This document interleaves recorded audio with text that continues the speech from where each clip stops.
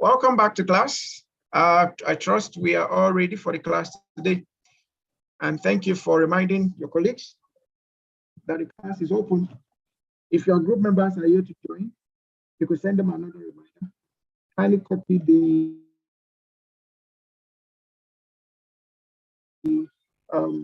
information in the general group and just pass it across.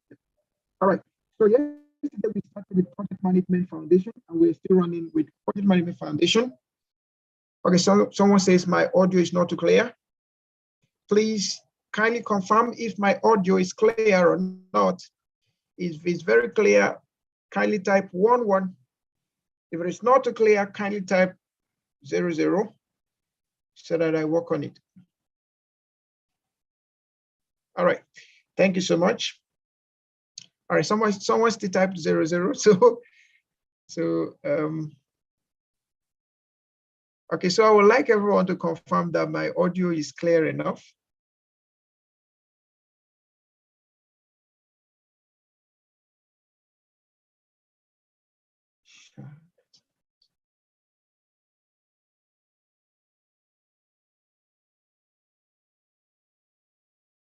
Okay, so I think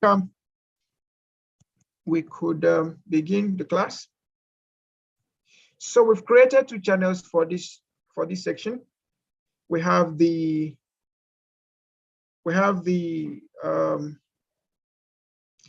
Zoom and we have the YouTube.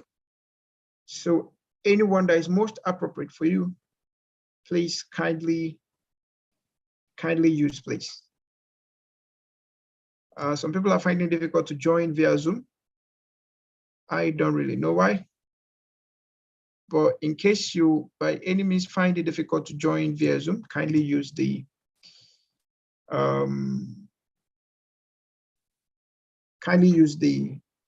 YouTube. Okay, so yesterday we started with Project Management Foundation, and we are still on Project Management Foundation. One of our assignments in IIPM is to make sure that whatever thing we are teaching, we make sure you understand it. And that's why we take our time to teach, especially the foundation. And when we are definite that we are through with the foundation, we can fly. So can someone help us with the recap of yesterday's sections?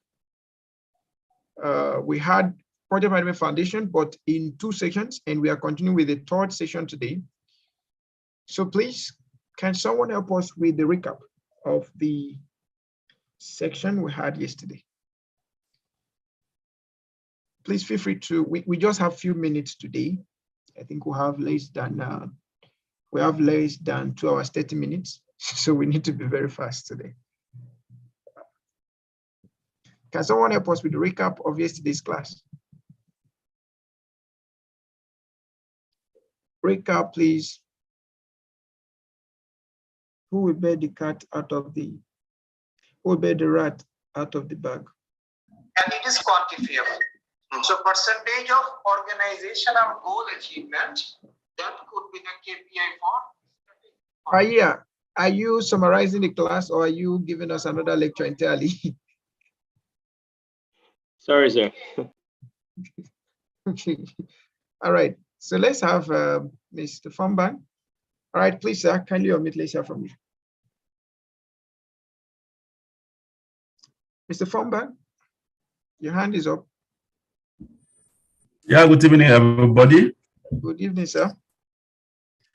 Okay, as a recap for yesterday, we dwell on the Project Management Foundation, where we looked at the definition of a project, what the project was all about.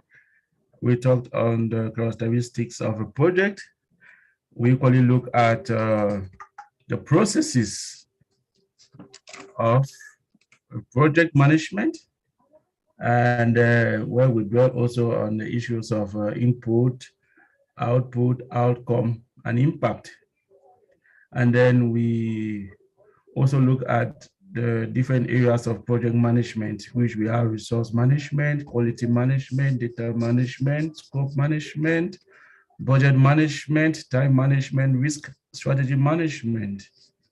And then we looked at the difference between a project and operation. Yeah, and then we end up looking at a relationship that exists between project, program, and portfolio, where we ended with the project triangle, where we look at the three major elements of a project. That's the scope, the schedule, and the budget.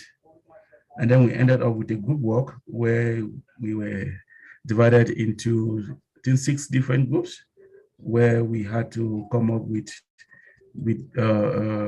micro projects, uh, which reflects the three main cores of the project triangle. Thank you very much. All right, thank you so much, Mr. Farmbach, for the recap. You have been very, very active in participating, and perhaps you will soon be the trainee of the badge. Thank you so much for that. You're Okay. welcome. Okay, so that's the recap. So I'm not going to add anything to it nor remove anything from it.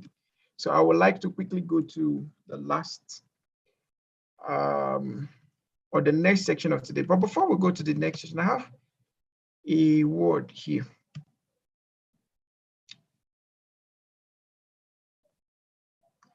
Okay, so according to English dictionary, there are 60 words that can be created from the word project.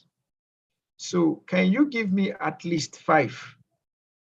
According to English dictionary, there are 60 words that can be created from the word project. Can you give me at least 5? Any 5 words that can be captured from the word project. So the first 5 answers will determine who has the first 5 answers will determine who has the throne. So can you give us 5 words that can be coined out from the word project? Okay, someone say board, project, BU, board, get, dupe, to no. No, I mean, can you get word, like get form words from the letters, from the alphabet in project? That's what I mean. Someone said I'm inaudible. Please, can someone confirm if I'm audible or inaudible? No, I said project, from the word project. I need 5 words. Can someone get 5 words from the word project? 5 words from the word project. 5 words from the word project. Can someone get 5 words from the word project? Let's see the first person to go.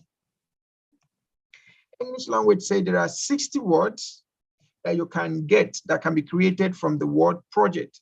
So how many can you give us? Can you give us up to 5? So I'm having Adako, it's a jet, pro, rod, rope, top, 1, 2, 3, 4, 5. All right, thank you. So let's see who is next. Pro, eject, jet, ECT. Which one is ECT? I'm just hearing that word for the first time. Do you mean ETC or ECT? I'm hearing ECT for the first time. ECT, what would that mean? Okay, so I'm seeing another one. Rot, core, tor, jet, pet. Pro, jet, to, top, pet. Okay. I'm seeing jet, eject, reject, erect, ject, tear. Okay, tear. Hearing the first word tear for the first time. Rod, etc. All right. So we have jet, pro, 2, or pet. Jeep, eject, poet, jet, pot, tow, pet, etc. Okay, okay. Oh, thank you.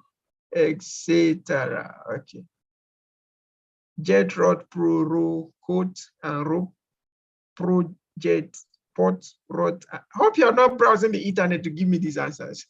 Okay, because they are looking like they are the same. All right, thank you so much. Thank you so much. Did anybody give more than 5? Professionalism, organization, pursuit, justification. Okay, you found all these words inside project. This, Mr. Shego, you wrote professionalism, organization, pursuit, justification. You found all these words inside project. That's lovely. All right, so thank you for giving me your attention. And thank you for being ready for today's class. So we roll. Did someone send something in the chat room? It's a good evening, distinguished. I'm Raji Ibrahim Bamidele. I'm yet to be sure of my group because the link went off yesterday. All right, the link didn't go off yesterday. Perhaps your network was off yesterday. I couldn't write attendance as I don't know how to yet. Okay, so don't worry. We will do all of that today. So if you're not in a group, by the next workshop, which will not be today, we'll add you to a group. So yesterday we started with the foundation, and today there's something we started up with yesterday, and I will like to make mention of it again before I proceed. And that's talking about the project constraint. This was the workshop we did yesterday before we went home, or we went to have a rest.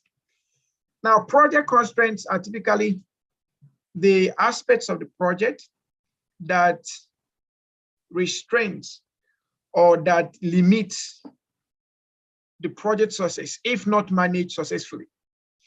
If not managed adequately, they can limit the success rate of the project.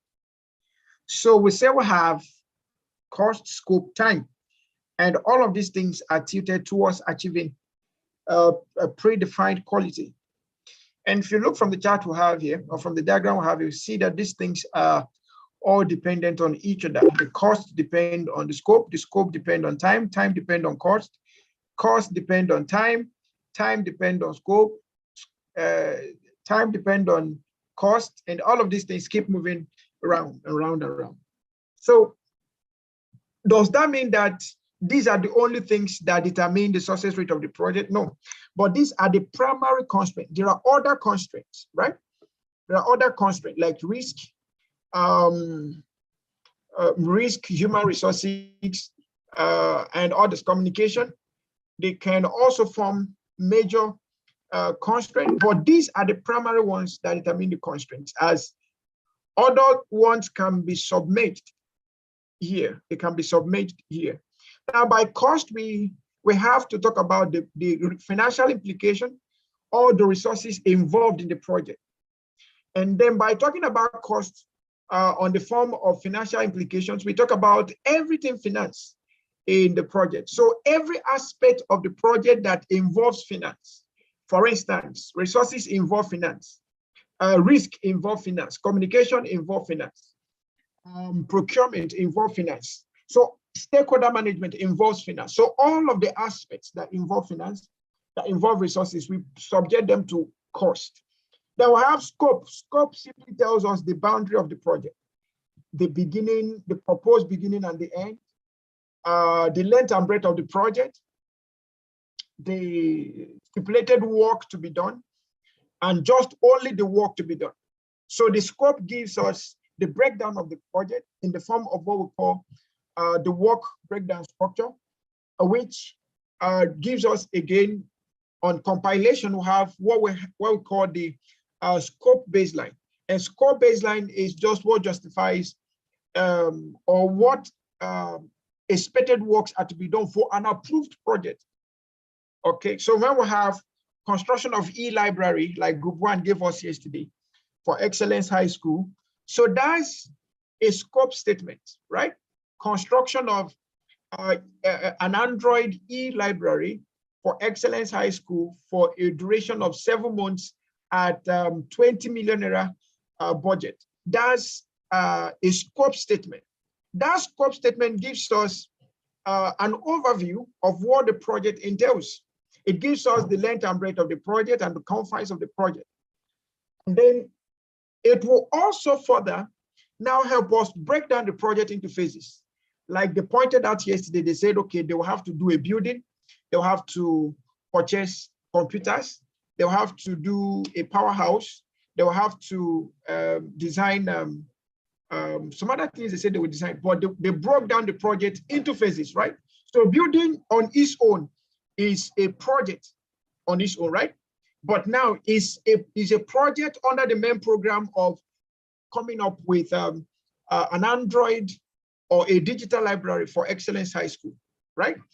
Now, another thing that you will now get to find out is that by the time you go to the phases or the typical milestones that have been listed down, you now begin to find tasks under each of them. So for instance, construction of the building. When you get to it, you also see some other sub phases. If you remember yesterday, we said program is a collection of related projects, subsidiary projects, right? And subsidiary programs, right? Subsidiary programs, right?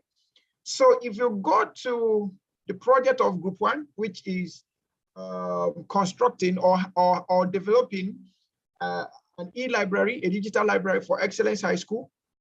If you go to their project and they say phase 1 is building of the library, inside building of the library, you still find sub-projects under that building, all right? You have securing of the land, foundation, laying of blocks, designing of the library as the case may be. And then each of these subphases, you then get to have tasks. So scope allow you to move from the top statement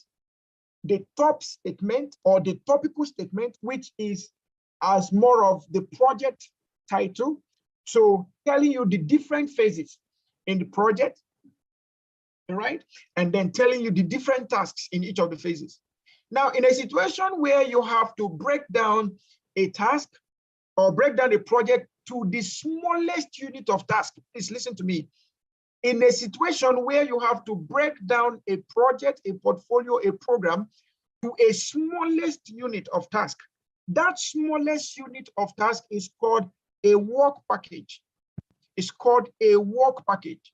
It's called a work package. Now, collection of those smallest unit of works is what we call the work breakdown structure. Okay. Now, collection of work breakdown structures could give you what we call project phases or sub-projects. And collection of sub-projects will give you what we call the project itself. All right.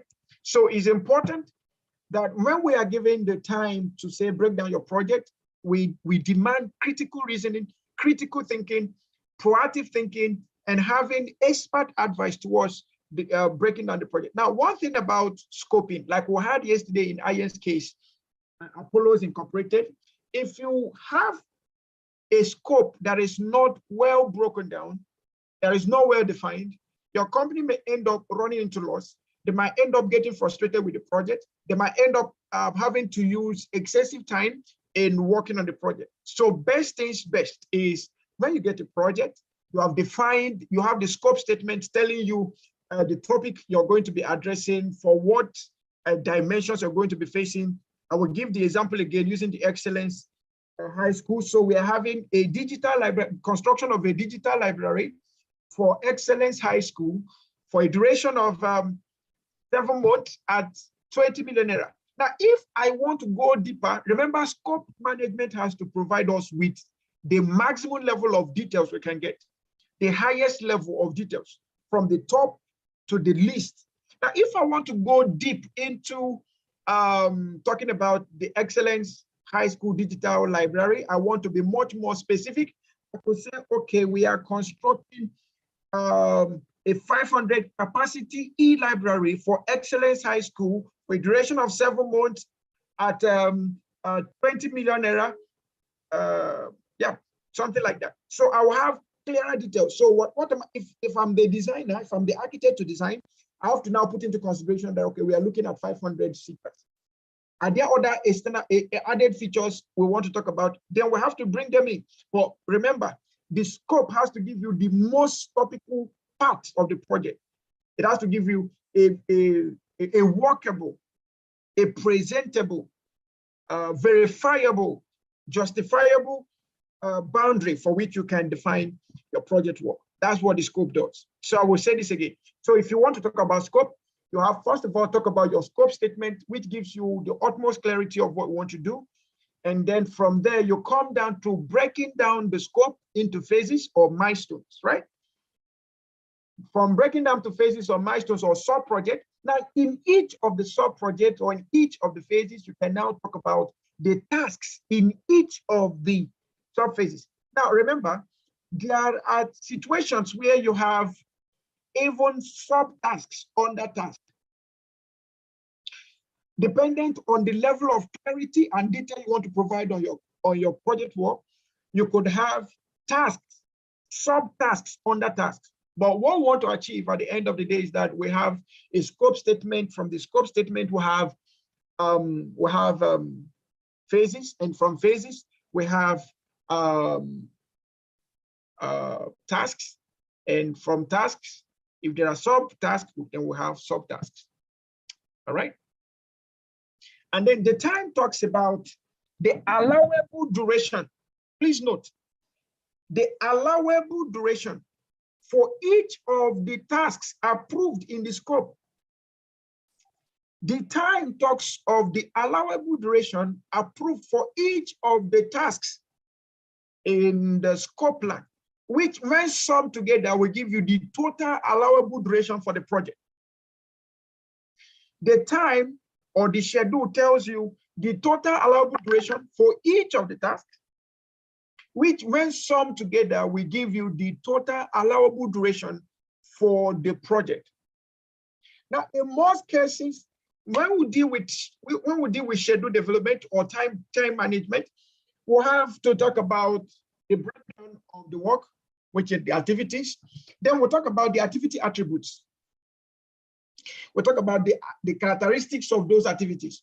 The activities, like I said, for instance, you could have a task that has subtasks. Not all tasks will have subtasks, but there are tasks that have subtasks. So if you have an activity that has such attributes, then you could talk about them in comment sections of your project development. If you're using an Excel sheet, then you could create some hypertext information to tell, okay, this is the characteristics of this. If you want to create a separate column to tell you about the attributes of the project, then you could go ahead and create some separate column to talk about the attributes or the characteristics of the project. Now, you will also find that some of the projects might have deadlines. The project tasks, they might have deadlines. That could be specific to that particular task or phase of the project. So you could also itemize that as part of your characteristics of that particular phase or task. Another thing you will also find out that we have some level of demand of resources, okay, that will determine when they will start and when they will finish. If such is needed, then you talk about it. Then you find out also that some of the tasks are dependent on each other. So you have to talk about the relationship that exists among the tasks. For tasks that are sequential, you have to identify that these are sequential tasks. So maybe this will have to finish before this will proceed. Maybe A will finish before B will proceed, or B will finish before A will proceed, or C will have to be done before we go to D. You have to specify all of that as part of your attribute. And then whether it is sequential, iterative, or overlapping, you have to identify all of this, right? You have to identify all of this. So by the time you're done, you would have covered, first of all, the best bet is when you have a project, start with the scope. Okay, start your definitions from the scope. So start with the scope statement to get clarity. And you cannot develop scope statement alone. To develop a scope statement, you need your client or your stakeholders or the project owners to tell you exactly what they want. And let there be an agreement between you, the project manager, and the project owner on what the definition of the scope statement should look like. I will take, for instance, again, we said construction of an e-library for Excellence High School. That's just a project topic. But when we are now defining the scope, the Excellence High School could tell us, okay, we need 500 capacity e-library with well-furnished Core i5 systems and a mask of over, maybe you tell us, whatever you want in the mask, okay? And this project shouldn't exceed 7 months, and this project is going to be for maybe 50 million. That gives more clarity. Now, if the architect is going to design this, the information technologist is going to work on this, and every other project assistant or project manager assistant that is going to work on it, they already know the details of the project. So when you go with that, and then you break down your project phase by phase, and then break each phase down to to tasks, and then break down each task. No, not all tasks like this. Some of the tasks, not all the tasks will have subtasks. So for the tasks that have subtasks, you can then break them down to subtasks. Now with that, you've already have your activity list. Did you get what I just said now? With the work breakdown structure you have, you already have an activity list. All of those tasks, task 1, task 2, to the number of tasks you have, they already form your activity list, right? Now, if you bring down to development of schedule, you now look at the duration. So possibly what you want to do is find out how long, what will be the estimate duration for each of the tasks. Am I recording this? Can you imagine? Somebody was just looking at me and you did not hear this. I need a secretary in this class. See what I've been saying since and did not record anything. Okay, we'll find the record on YouTube anyway. All right, so back to our statement. So from the scope breakdown, we can break down to time, schedule development, and then from schedule development, we already have activity list. So all we want to now focus on is what is the duration, right? What's the duration of this project, of this task? We can ask, okay, for task 1, we have 3 days. Now, the next thing we want to have is when are we starting that task and when are we finishing that task, right? So we have start time, we'll put when we're starting, finish time, we'll put when we are finishing, right? Now, if we want to talk about the attributes of this particular task, we can then have activity attributes. If there are things we want to say about this particular activity, then we can go ahead and talk about it. But another thing we could now do is create the relationship that exists within the tasks, right? Which ones are the start to start? Which ones can we start at the same time? Which ones can we finish the same time? Which ones we just find those relationship that exist, all right? Now you have developed an activity list. You have developed a schedule inside the activity list. Now the next thing you want to do is come up with cost, right? So inside the cost, you want to talk about which resources. So for each of the activity, you want to ask yourself the question, which resources do we need? If they are material resources, which of the material resources, how much will that material resources cost? If it is a financial resource, how much will that financial resource be? Okay, then you put that down. Now, by the time you're done, you'll be sure to have a scope, you'll be sure to have a schedule, and you'll be sure to have a budget. All right? And that alone could form a blueprint to developing further your project management plan. And please, before I round off on this, I would like to say something. Please, there's a difference between a project management plan and a project plan. A project management plan is the overall plan designed to oversee or coordinate a project progress from beginning to the end. That's a project management plan. So it gives us the overall information that is needed for the coordination, management, and oversight of the project from beginning to the end. A project plan gives us essentially the technical dimension of the project. And by technical dimension, I mean it gives us the work structure needed to carry out this project or to get this project to a success. So project plan is more of a technical plan, while a project management plan is more of a coordination plan an overall plan that tells you how this project will be coordinated, overseen, controlled, and all of that.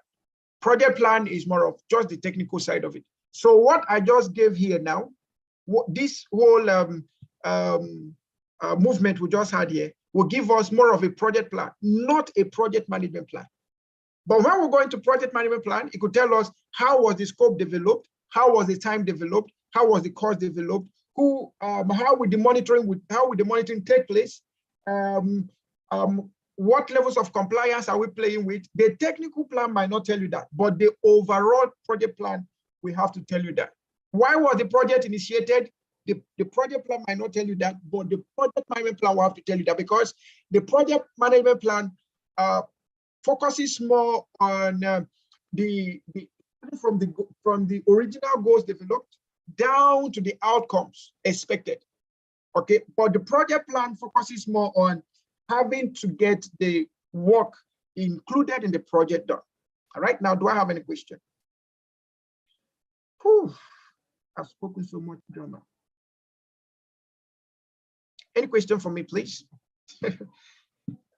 This project template or this project constraint that we see here is something that every project manager needs to understand, and just understand it practically, not just maybe if they ask you, say, project constraint, scope, time, and budget, and then quality. No, you have to understand it practically. This template can help you design a technical plan for your project. It can help you design a sketchy project plan with your stakeholders and all of that. And with this, you can easily gain clarity. Okay, with this, you can easily gain clarity. Someone is asking, someone said, can't see any template. I don't understand. Do you mean you're not seeing my screen?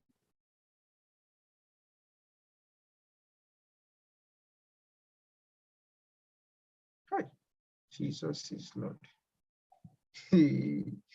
My slide has not been showing, and nobody told me. Hi.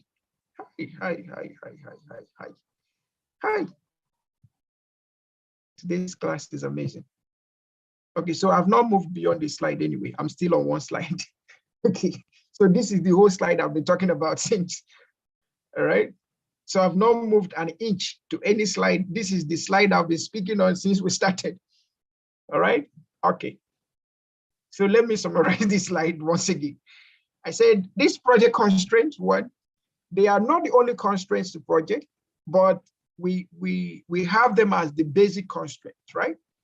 And they are all dependent on each other. None of them is interdependent. They all move from one to another. They depend on each other to be able to move effectively, right? And I've explained so much about each of them. Now, do I have a question?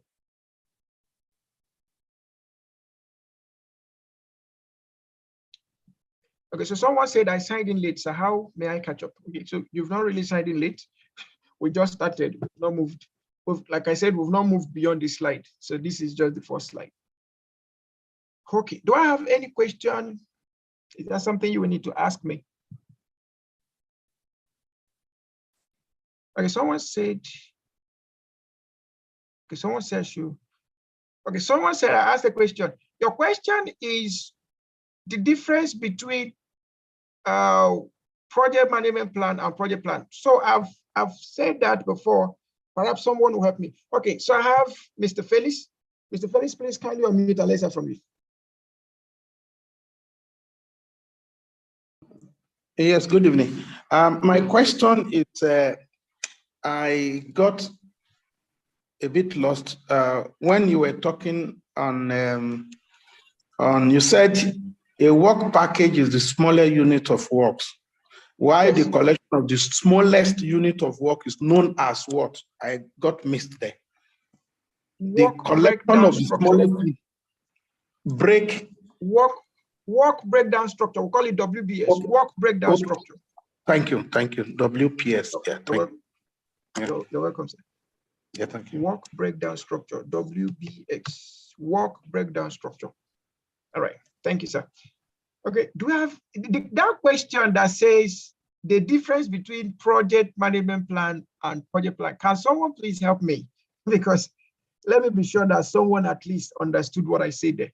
Then I can be sure to move on. The difference between a project management plan and a project plan. All right, so Engineer Fonbang is raising his hand. So let's have you, sir. Please, Joanne, make sure your hand is still up so that I can hear from two sides. At least one male representative and one female representative. All right, engineer, over to you. Yes, from what I gathered, you said the project management plan, it stipulates the overall information which is needed to coordinate the project as a whole. That's beginning from the project goals to the results which have been awaited. And then we talk of the project plan.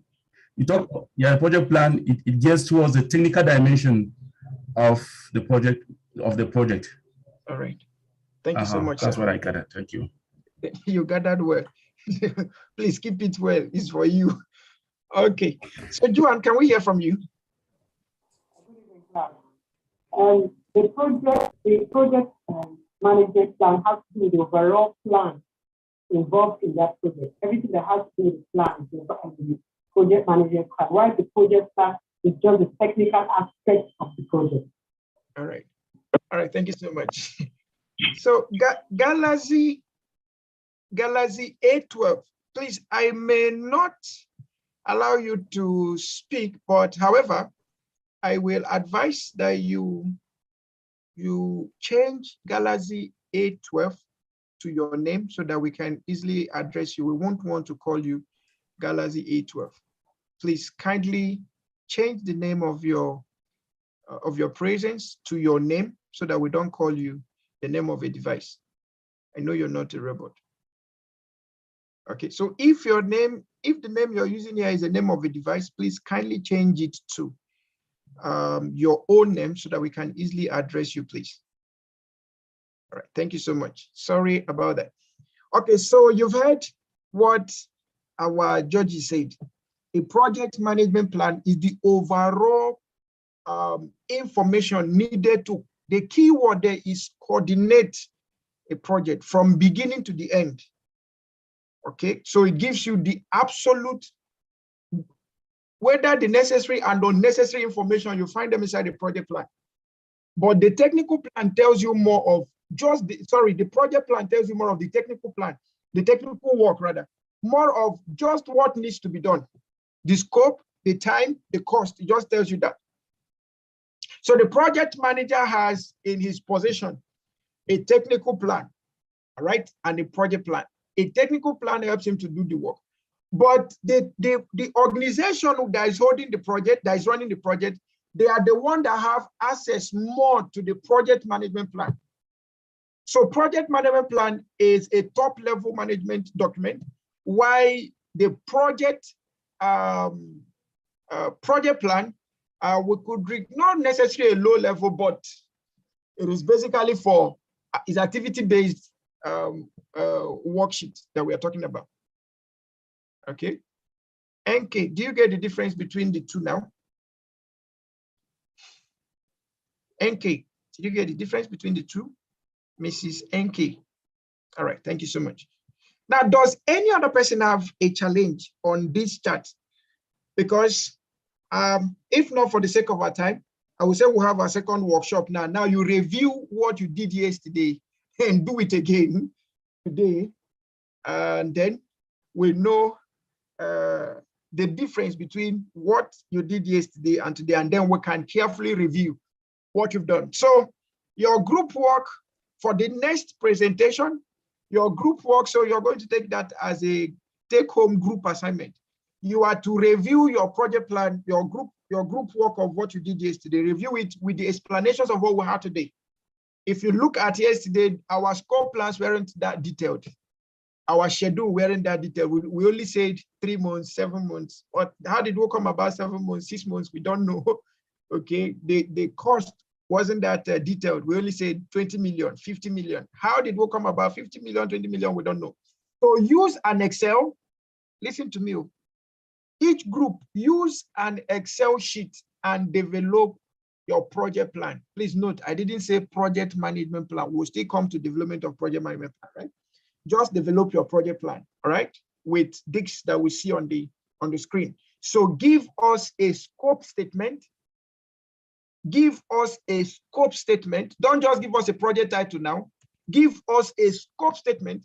Give us the phases in each of the scope, in each of the, give us the phases in the scope statement, and then give us the tasks in each of the phases. If there are subtasks, also give us.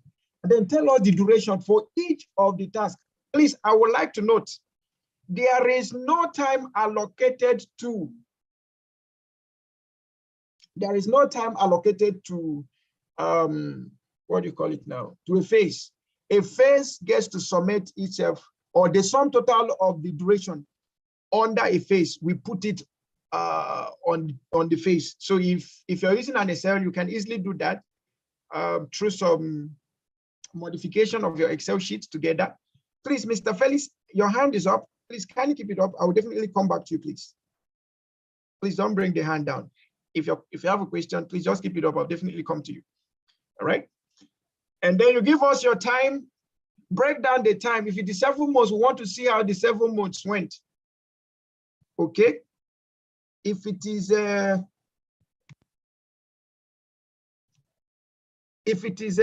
trying to see if I will find, I'm trying to see if I will find a very simple template here. But don't ask me for this template. I'm not going to give it to you now. So you will get to the other side of the equation.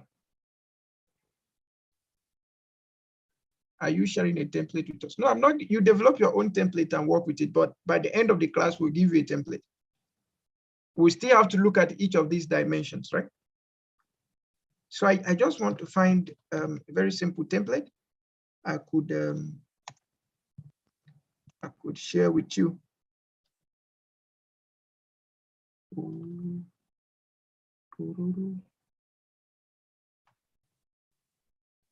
Okay. So I have something here, but I'm not saying you must do it this way that I'm going to show you now, so that you don't go get stuck. Okay.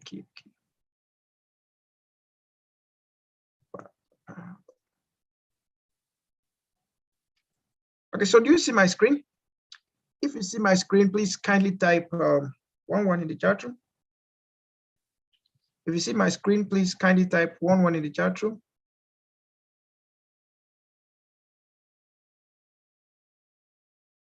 All right, thank you. You're very good persons. Okay, so you see an example of a project. This is called a project timeline, but it contains almost everything we needed. So here you will see concept development, system design, detailed design, test, refine, produce, order. Now these things show you the phases. So perhaps here on the project timeline, you could define what your project here you could define what your project scope statement is all about. Okay, and here you have your phases. Sorry, here you have your phase and your task. So you could have phase differently and have your tasks under each phase. So you see there are tasks under each phase, and then you see the duration simplified with a Gantt chart. But don't bother about this for now. This is not my concern. My concern is that you just develop a scope, develop a chart with an Excel, and then give us your phases, your tasks inside each of the phases, then give us your time, your start and finish, and then give us your budget or your cost. Okay, then at the end of the day, sorry, let me do something.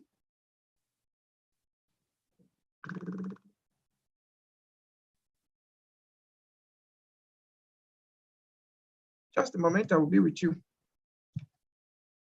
Okay, so I'm trying to open a brand new Excel sheet so that I could explain to you in simple terms what I am trying to say. So please, if you can see my blank Excel sheet, can you type 22? If you can see my blank Excel sheet, can you please type 22? All right, so thank you so much for seeing this. you will continue to see far. Anyone seeing this Excel sheet will see far in life. Will somebody type MM? All right. So for seeing this Excel sheet, you definitely see far. Okay. Oh my God. All right, so this is simply what we want to do. So first, we could have a scope statement. Okay, so I type all I want to type in my scope statement, just make it as big, as long as it should be. Then I could leave some basic fields. If I have some things to fill, maybe if I have need to say project owner, I can put project sponsor. If I have need for this information, estimated duration.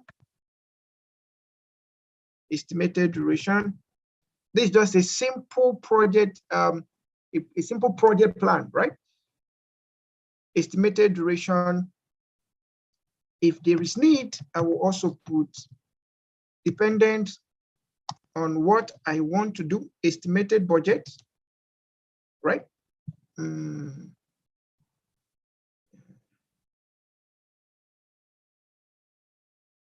Then I could put proposed start time and proposed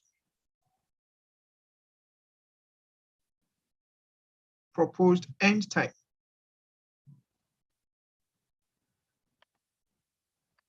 End time, right? Now, if there are other important things I could put, then I could talk about maybe major deliverables. Major deliverables. Now, these are just some basic information I'm providing alongside the scope statement, right? Okay, so the next thing I may wish to do is I will now talk about my project activities. Project activities. And then the next thing I may want to talk about is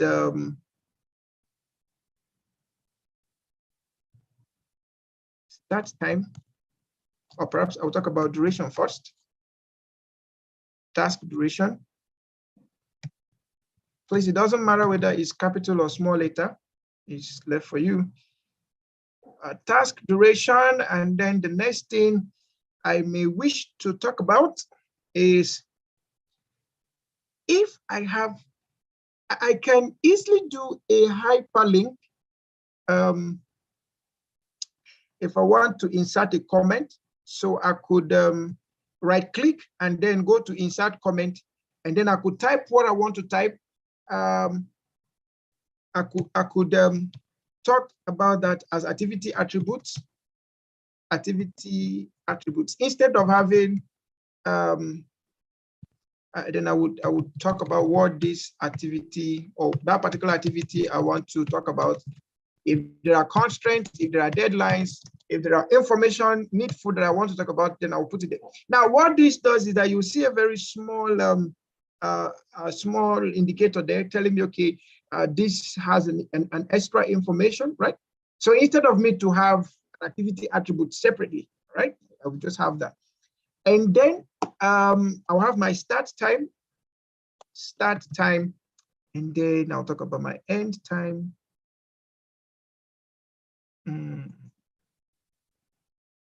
Start time and end time. And then I will talk about cost or resources. Cost, estimated cost. Estimated cost. Oh, okay, let's move to the next one. Estimated resources.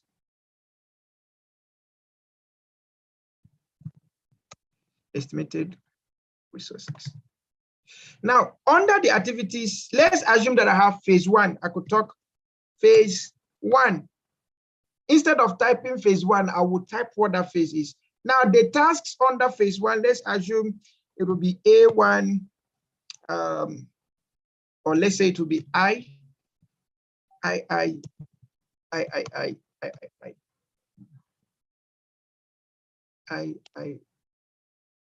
IV ready. and then V. Then I will talk about phase 2.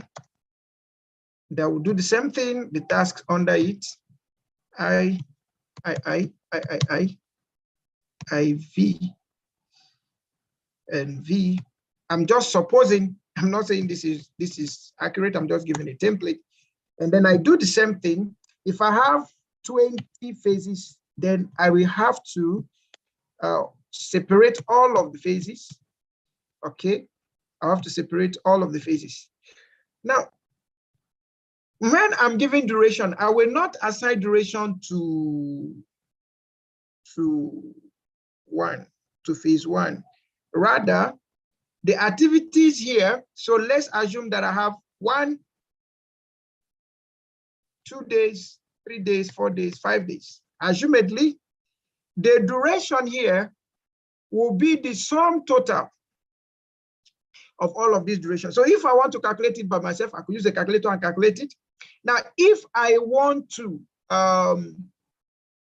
use the assistance of Excel, I could create some simple logic to help me calculate, so that anytime I alter, I don't need to come back calculating. It will calculate for me automatically. So this is a summation.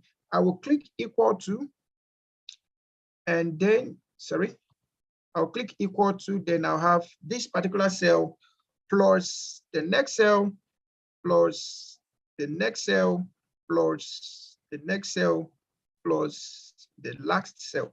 Then I'll click enter. So if I change anything here,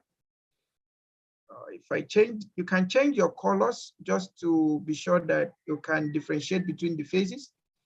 Okay, now if I change anything here, it automatically changes the date for me or the time for me on the total duration instead of me calculating every now and then.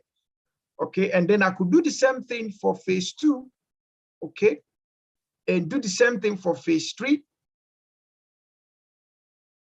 And then under my budget, Lamin B. Casey, well done. You and your wife, you're doing well.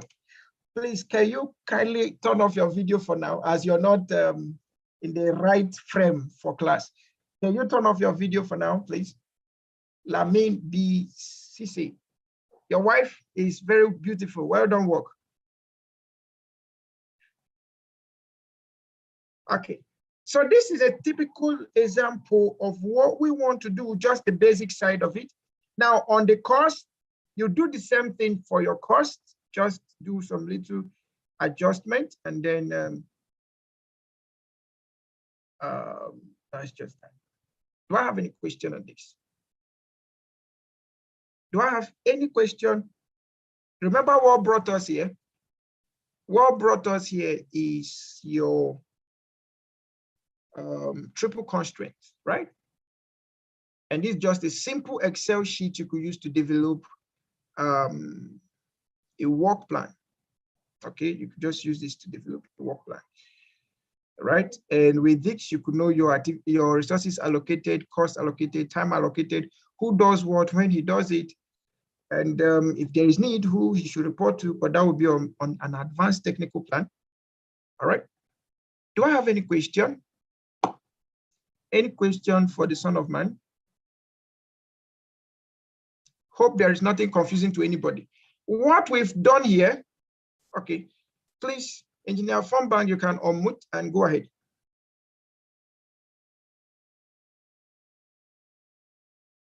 Engineer Fombank, if you can hear me, you can kindly unmute and go ahead. Yeah, thank you. I wish to find out if milestone is the same as phases or a phase. Is this the same thing? All right, I didn't get you, sir. I wish to ask if milestone is the same thing as phase. Okay. Yes, technically it's the same thing, but the only difference between a milestone and a phase is that a milestone is more of a targeted result that needs to be gotten when a phase is completed. But men looking at it, they are just the same. But at the end of a phase, we are seen to have completed a milestone. There must be a definite outcome or a definite output rather for that particular phase. So that particular output we are seeing, we say is a phase, a milestone rather. Okay, we'll call it phase completion. Do you get that, sir? I don't know if you can take it again. Okay, I said technically, phase and milestone, they can be used interchangeably, but the only slight difference, the only thin line is that a milestone is the verifiable end result of a phase. Okay. Do you know what I just said now? Yes, you say it is a verifiable result of a phase. Okay, so let's take, for instance, let's assume phase one says maybe construction of foundation, that's phase one. Yes. Now, the milestone is that by the time we are done, we should see the constructed foundation. Okay. Do you get the thin line between the two? But the milestone is like the result. Yes, it's like a result, the result you want to see by the end of completing a phase. Okay. Yeah. Right, Why the phase is why the phase is a sum of tasks that are required to accomplish something like that. Yes. And when those tasks are completed, the phase is completed, then we'll have the result of the milestone visible. All right, so we have Mohammed Danso, his hand is up. Please kindly go ahead and let's hear from you, sir. Yeah, so I just wanted to clarify my understanding regarding the phase and the sub activities that will come under the phase. So from my understanding, the phase is actually kind of a task that is supposed to happen. Now that's then you have the breakdown of that task. For example, if I want to conduct a training program for certain number of youths, so the activities below may be okay. Probably I would first have to advertise the training, advertise the training, conduct interviews, select participants, and then identify a training venue, work on the training materials. Then at the end of the day, once those sub activities are all completed, that means the first phase is done. Okay. Then the second phase will now be the training part, where we will now deliver the trainings and all those small taxes. Once those individual breakdown taxes are also completed, then the training phase is also completed. Is that right? Yeah. Thank you so much. I have one of my colleagues that your voice and his voice is just sounding so much alike, and his name is Awal, and your own is Muhammad. So maybe one of these days will come and take one of your class so that we'll be able to distinguish the two voices. Right. Oh wow. Okay, so let's what you actually gave now is correct, but let me also say that what I may call a phase and what you may call a phase as a project manager might not be the same. What makes this difference is just our level of critical thinking. A project manager could say, okay, I want to do top level project phasing. Another one will say, okay, I want to do phasing by work packages. Like I want to break it down to the smallest part, whether I'm there or I'm not there, anybody can do it. Another person can say, okay, I want to do my project phases based on the milestone I want to see by the end of the day, the output I want to see by the end of the day. So it all depends on the approach the project manager tends to go. Now, if, for instance, the project you gave, you want to run a training program, for me, I could decide to say, okay, my phase one will be the planning of this particular project, maybe the proposal, development, and planning, right? So I could have that as my phase one. Under the phase one now, so assuming I have here, I have proposal development, slash planning.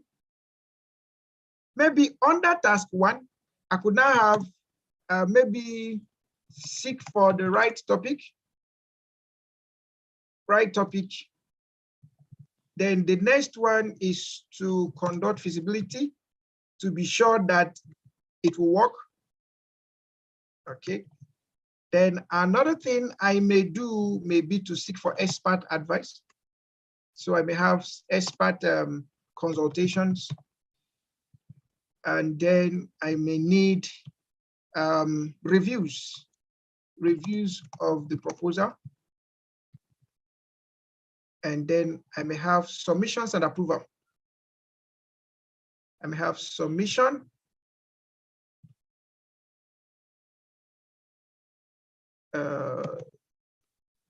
submissions and approval. So this might be my phase 1. If you allow me to carry on this project on your behalf, this might be the first thing I want to do. Get the stakeholders to approve on the thing we want to do on. Yeah.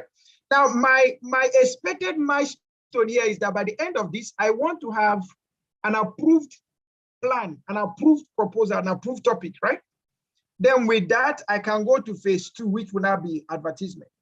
And then under advertisement, I may wish to say, okay, under phase 1, I may want to design an advertisement plan. Phase 2, I may want to design a website. Phase 3, I may want to design social media platforms. Phase 3, I may want to talk to public media persons and then contract them or engage them to carry out the interviews. And then I may need to develop a monitoring and evaluation framework to cross-check the effectiveness of the advert. And then from there, we can now go to selection, and then we'll go to content development or curriculum development, venue selection, or perhaps I could generally say training logistics. Then under training logistics, I may have to talk about training venue, talk about getting facilitators, getting honorarium, getting feeding, and all of that, all the training packages, and I have to face. So that could be my own phase planning, but that might not be another person's own phase planning. It just depends on the project manager and how they think, how they all think. All right. So, Mr. Mohammed, what I'm saying, does it make sense in any way? Mohammed, my good friend. So we'll bring you to Nigeria very soon, and you bring us to Gambia very soon. So, Mr. Mohammed, you can unmute. Let me hear from you. What I'm saying, does it make any sense at all? Yes, it did. It did make sense. Okay, all right. Yeah, I totally, yeah, thank you. Okay, thank you. All right, so Ms. Juan, please kindly unmute and let's hear from you. Yes, sir. Please, yesterday we're talking about changes that may occur just before the close of project. Clients may want to include in the project. Now, I want to know, is there any way we can incorporate this into this project plan? Yes. But remember that this is a project plan, more of the technical, not really the project management. So you can, all those terms and conditions, we put them in the project management plan. Okay, sir. So if we want to now talk about project guidelines, project terms and conditions, contract terms, we go to the project management plan. Okay, sir. Okay, sir. Okay. But okay. Another thing I would say is, if there is a part of the project management plan that concerns execution, okay, you can come to the bottom of your technical plan or your project plan and write out those things that can guide you so that you don't forget. Okay, sir. Like a reminder, you can come to you can come down and say, okay, for the sake of this project, let me put project execution guideline, project execution guideline, sorry, execution guideline, so that anything I'm doing, I will be reminded. If you're dealing with stakeholders, you can always tell them, this is what the project guideline says, instead of going back to carry the big book of the project management plan. Okay. Okay. Do you get that? Okay. So the person doing procurement can also have his own procurement plan, and then has a procurement guideline under it. Person doing human resource recruitment can also have, just to have as reminders, so that you don't keep carrying the big book up and down. Okay. Okay, sir. Thank you, sir. All right. Thank you so much. Appreciate your question. I love practical questions. So can I have more questions, please? Even if it's only questions I answer today, I'll be so fulfilled. Ask me questions that I can't imagine, so that let all of us start imagining them together. Okay. Do I have any question in the chat room? Okay, Shego said, I think phase each activities under a scope. Okay. So when we talk about activities are generic. It's a generic term in project management. When we talk about activities, we can have phase, we have the tasks. The tasks are the smallest efforts, the smallest activities expected in a project work. So when you have project activities, you have phases first. Then from the phases, you have the tasks. And like I said, some tasks may have subtasks. For instance, on what I'm having on my screen. So if I want to talk about logistics, okay, let me say conducting feasibility, for instance. This conducting feasibility, it doesn't really tell us how to conduct this feasibility, right? So I can quickly insert, I can easily insert some information to guide me. Is it I can insert it under, or I can insert some comments? Now this, my comment will form my subtask. So I can say subtask 1 under feasibility study, contact audience. 2, filter audience opinion, filter audience opinions or survey. Okay. 3, analyze the data gathered. 4, decide. Okay. Now I can put this in a sort of activity attribute like this, or I can decide to add them as subtasks directly under the main task. That becomes subtask, right? So Shegu, I trust you understand what I'm trying to say. Shegu Joseph. All right. Thank you so much. So I have another hand up. Please, if your hand is up, feel free to unmute. Mr. Felix, please kindly unmute and let's hear from you. Yes, good evening again. Good evening, sir. Very well, thank you, sir. My question is in the area where we already have an approved budget for a project. Okay. And at the time when the budget was approved, there were some unforeseen contingencies that later came up in the course of the project. Okay. Now, my question here is, how do we then bring back in those form of, cost that probably faced in the process of having to, let me break it down a bit in smaller times for everybody to understand. If, for instance, the project was to probably clear an hectares of land for a bidding project, and as at the time the approval was done for an X amount, getting to the field of work, you now run into, let's call them the Omonile, or yes, the TAL, the community guys that came to the project site to make demand. And this demand, yes, it looks to be legit, but in practical times, it could be time to be amount that, let's use the word, to settle them. Now, in bringing this back into the budget, how do we bring it back into the scheme of things, knowing very well that a budget and amount has been approved? Now we are now going to make provision. Is it going to be a provisional budget or extra budget, or how? Okay, sorry, I'm getting some network breakage, but I trust, I don't know whether it's from me or from your side, but I'm having some network, some little bridges. So please, I would like to confirm, if you can hear me loud and clear, please kindly type 11 in the chat room. If you can hear me so audibly, please kindly type 11 in the chat room. Okay, so is it only 2 people hearing me? Okay, thank you. All right.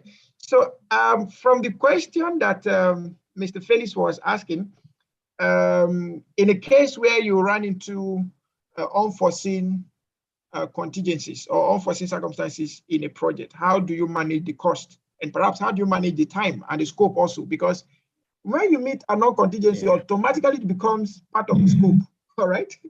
And then that scope need to be dealt with on the basis of allowable time and allowable resources. Okay, so let me, because of, I would have said let's throw it to the house and let's comment. But for the sake of time, let me just go ahead and give you some sort of expert advice. Please, expert advice, not because I'm an expert on project management guidelines, all right? Okay. So number 1 is, before you carry on a project, we'll still get to project planning. I think by next week, we'll be talking about project planning. Under project planning, there's what we call environmental analysis, part of feasibility, environmental analysis. There are things that to us, it may just be, or it just came up. Meanwhile, in that environment is a common thing. And you know, some of us contractors or project managers, sometimes we'll find ourselves in an environment that we know nothing about the environment. So we have little or no idea about the environment. And I'm going to give a little example. And I'm going to come back after the example. Now, I contracted someone to drill borehole in one of the projects I was running. And then he gave me the hydrological report. And while we were there, we were gisting, and then they were telling me, he was telling me some of his instances. So he said there was a particular state, they went for a project. Just listen to me very well. It was, if you're in Nigeria, you know about Border Communities Development Agency, right? BCDA, Border Communities Development. I think they are the highest agencies that award contracts in Nigeria. There is no day you will not see their contract on newspaper, especially tender journal. Okay. Now, that community, they were doing the project. He said they will go in the day, they will drill, they will find water, they will just close the tap and say, okay, tomorrow they will come and mount the tank and put other things, and then that will be the end, and then do commissioning. He said they will come the next day. All of a sudden, water has dried up completely. They can't find water anywhere. They have to look for water somewhere within the same community. When they find another water, they would drink. He said this was happening for weeks. And then one day, an old man was crossing, and I asked them, what are they doing? They said they are drilling water. He said, who told them there is water they need in this village? He says government that sent them. He said they should go and tell government there is no water they need. If not, they will drill from now to thy kingdom come. They will never see water. Now, that kind of contingency, automatically you see that it has added to the scope and it has added to the resources. But in a case where there was no allowable time within the scope for such, and then no allowable resources for such, how would he have dealt with this? The best thing is, yes, you are not from this community, you're not from this state, perhaps you're not even from this geopolitical zone. As a project manager, what you're supposed to do is, before you bid for any contract, please conduct your environmental assessment, conduct your feasibility report, do your social, economic and social impact analysis on the project, do resilience tests or resilience evaluation on the people, do impact analysis first. Do they need this thing? Go and conduct what we call facilitated workshop. Go to those to the people within the community. It mustn't be everybody, but you can go to their chiefs, to their emirs, to their obas, and let them know, okay, there is this project that is expected to come to your village, and we are the ones bidding for this project. We want to be sure of the expected things here. Some of them will tell you wholeheartedly, okay, when you come, you have to settle your more leaders, you have to do this, you have to do that. The way you now want to present that in your project, you have facts and figures to justify your claim for an expanded scope, an expanded duration, and an expanded budget. And someone will say, but it is illegal. There is nothing illegal about it. We call them project sensitivities. There is what we call sensitivities in project. The project you did in Adamawa State, if you carry the same project to Imo State, you might not have the same success rate. There are sensitivities that exist across different environments, and you must put them into order. And in project management, there is provision for management of sensitivities. Did you get what I just said? Now, there is provision for management of sensitivities. All right, and that's why government, irrespective of the fact that you are government, you can't just go to somebody's to a land and say every land belongs to government. Then you start excavating it. No, you must make provision for what we call project settlement. You must settle the stakeholders involved. If not, in fact, if not, why not? Please, sir, did you get what I just said now? So there must be, first of all, environmental assessment or environmental analysis.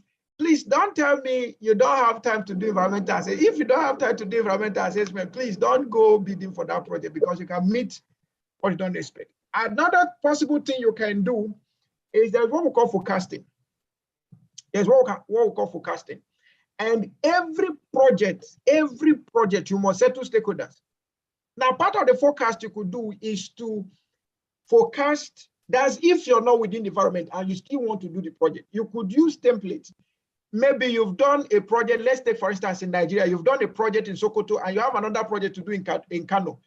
Based on the similarities that exist within the environment, you can forecast as, okay, these are the possible stakeholders I'm going to meet in Sokoto State. I've done such projects in Kano, and these same people are likely to be in Sokoto State. So for that reason, I am proposing this kind of budget to settle such sensitivities to avoid issues. I've been in such issues before. We had to construct an Airtel mask in one particular location. I'm from a different location in Nigeria, and I was sent to another location, a location I don't understand their language, I don't understand their culture, I understand nothing.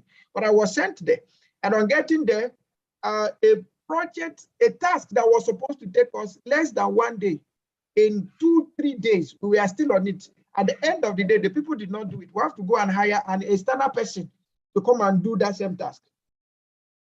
Okay, so we all have to pay attention to sensitivities. All right, don't throw them away and say they are illegal, they are not part of the project. If you don't identify them as part of the project, they will soon identify you as part of their project. Remember, you must identify all possible risks in a project. I will repeat that again. Remember, you must identify all possible risks in a project. For the third time, remember, you must identify all possible risks. Whether you think they are legal or illegal is not your concern, just identify them. It's just like you going to Borno State now for a project and you put security and they say, why are you putting security? He said, because of Boko Haram. Another one said, no Boko Haram, and did not put security. The person is trading with his life or her life. See what I'm trying to say? So those sensitivities need to be put into consideration. Please, Mr. Felix, did I make sense in any way? Please, very, yes, sir. You've done so very well. I really quite appreciate you. Okay, thank you so much. Thank you for understanding my little expert counsel on that. All right, Debbie, you have a question. I just want to have those questions, the questions that I never imagined while preparing for this class. I just want you to ask me. Debbie, if you can hear me, kindly unmute. Yes, sir. Good evening, sir. I just have about 2 questions or 3, but they are interrelated. The first question I have, Go ahead. You talked about the projects being in phases. Is it possible for a client to be dissatisfied with a project and decide to end it in a phase, maybe the first phase, without continuation? That's my first question.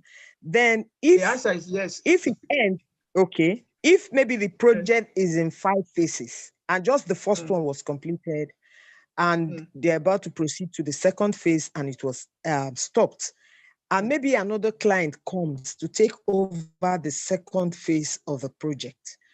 And if an outcome from the first project is like an input into the second project, the second phase, sorry.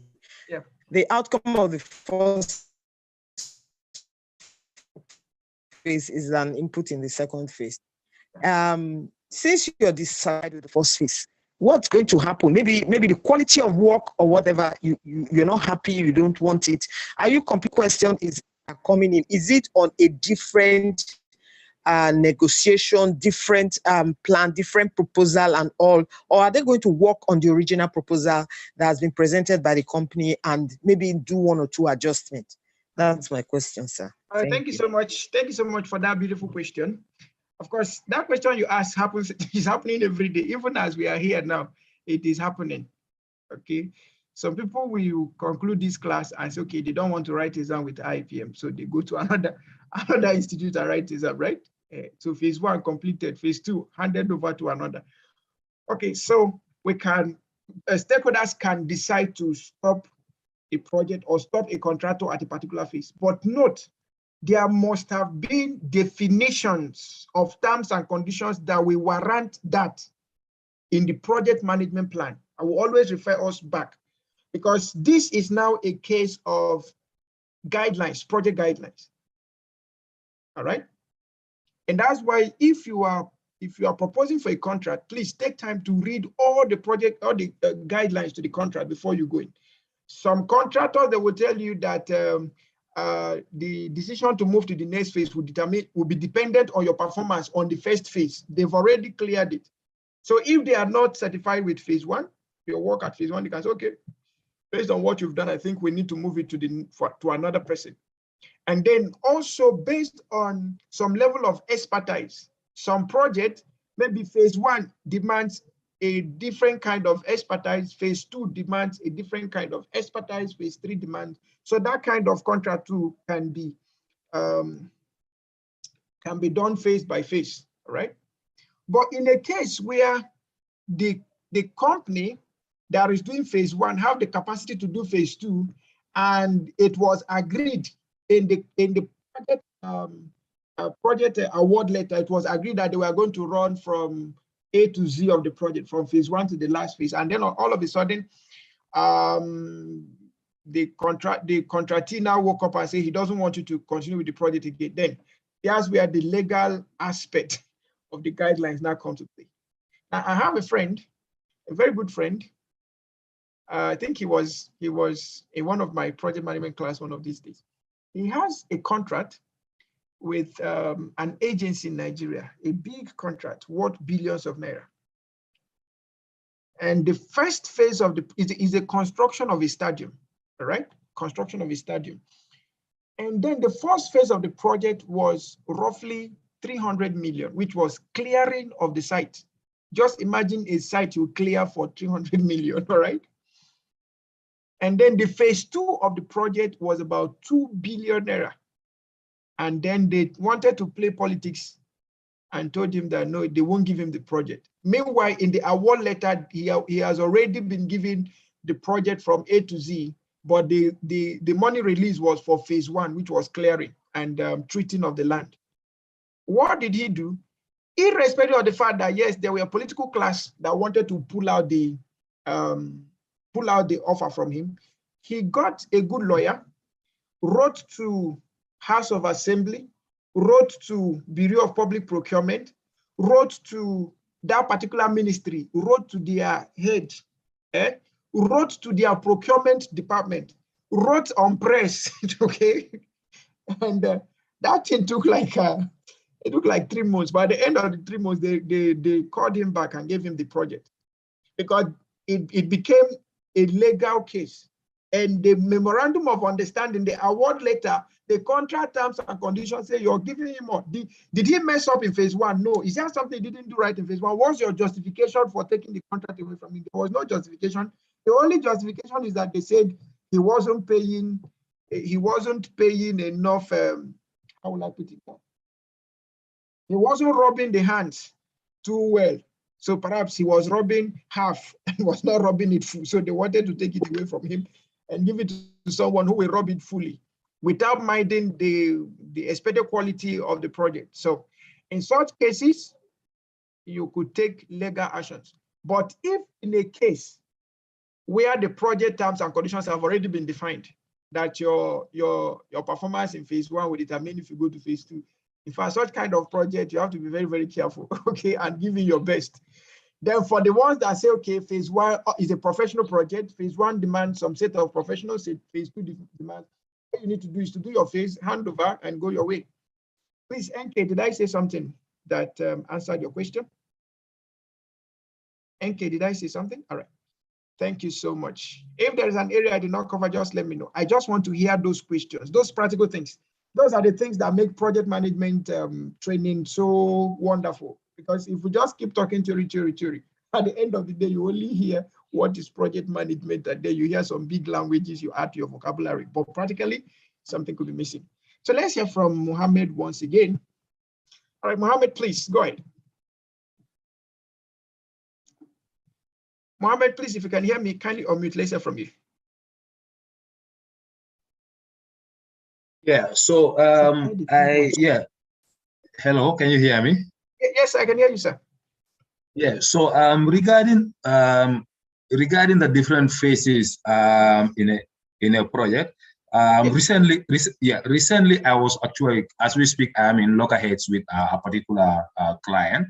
So what happened is we signed a project, but what the client did was they divided the project phases in such a way that they end up having a tripartite agreement. For example, they sign a contract with us and then sign contract with another client as well. So, but in our contract, our terms and conditions were very clear. But some of our deliverables were dependent on the other client. For example, one of our deliverables was to conduct sort of a sensitization program and then support eligible businesses to apply for a particular grant. Now, those two were part of our deliverables, but then a committee within the other party, which they signed another contract with, that is supposed to review those applications after we support those participants, and then select a certain number of participants and then provide them with some startup packages. Then after they provided with some startup packages, they will now hand them over to us, and then we provide them with training and mentoring, and then do all the follow-ups and monitoring and evaluation. So what ends up happening is we did our part on time. We did the sensitization on time. We supported the eligible participants to apply, and then we submitted the list. But before the committee from the other client can actually sit and then do their vetting, do their selection, and then provide them with the enhancement packages, the project time almost elapsed. So they had to come back to us. They had to come back to us to say, okay, we will want you to request for an extension. So we had a lot of debate here and there. So I ended up seeking for extension of about 3 months. And even when we seek for that extension again, we have to seek for another month before the other client can provide us with a list. Now, when the list came, we did the training, but we couldn't go ahead and do the mentoring and the follow-up because the project has officially ended. Now, because the payment term was 30/70, so they paid the initial 30%. Now, for them to pay the 70%, they are claiming that they are not going to pay for the 70% because not all the activities or the deliverables that were supposed to happen in the project didn't happen. But so you realize that from the get-go, it was very clear to this particular client that some of our deliverables are actually dependent on how fast or how quick the other client is able to respond. So this is kind of some technical challenge that I am currently facing. So I thought maybe I could share, and if you have any advice. Okay, thank you. It's like we will soon have a committee in IPM that would look into NGA programs. Augustine Nakwe is in this house, and it is his field. Augustine Nakwe, do you have something to say in this regard? Because this is looking like your project per se. Do you have something to say in this project? Mr. Augustine?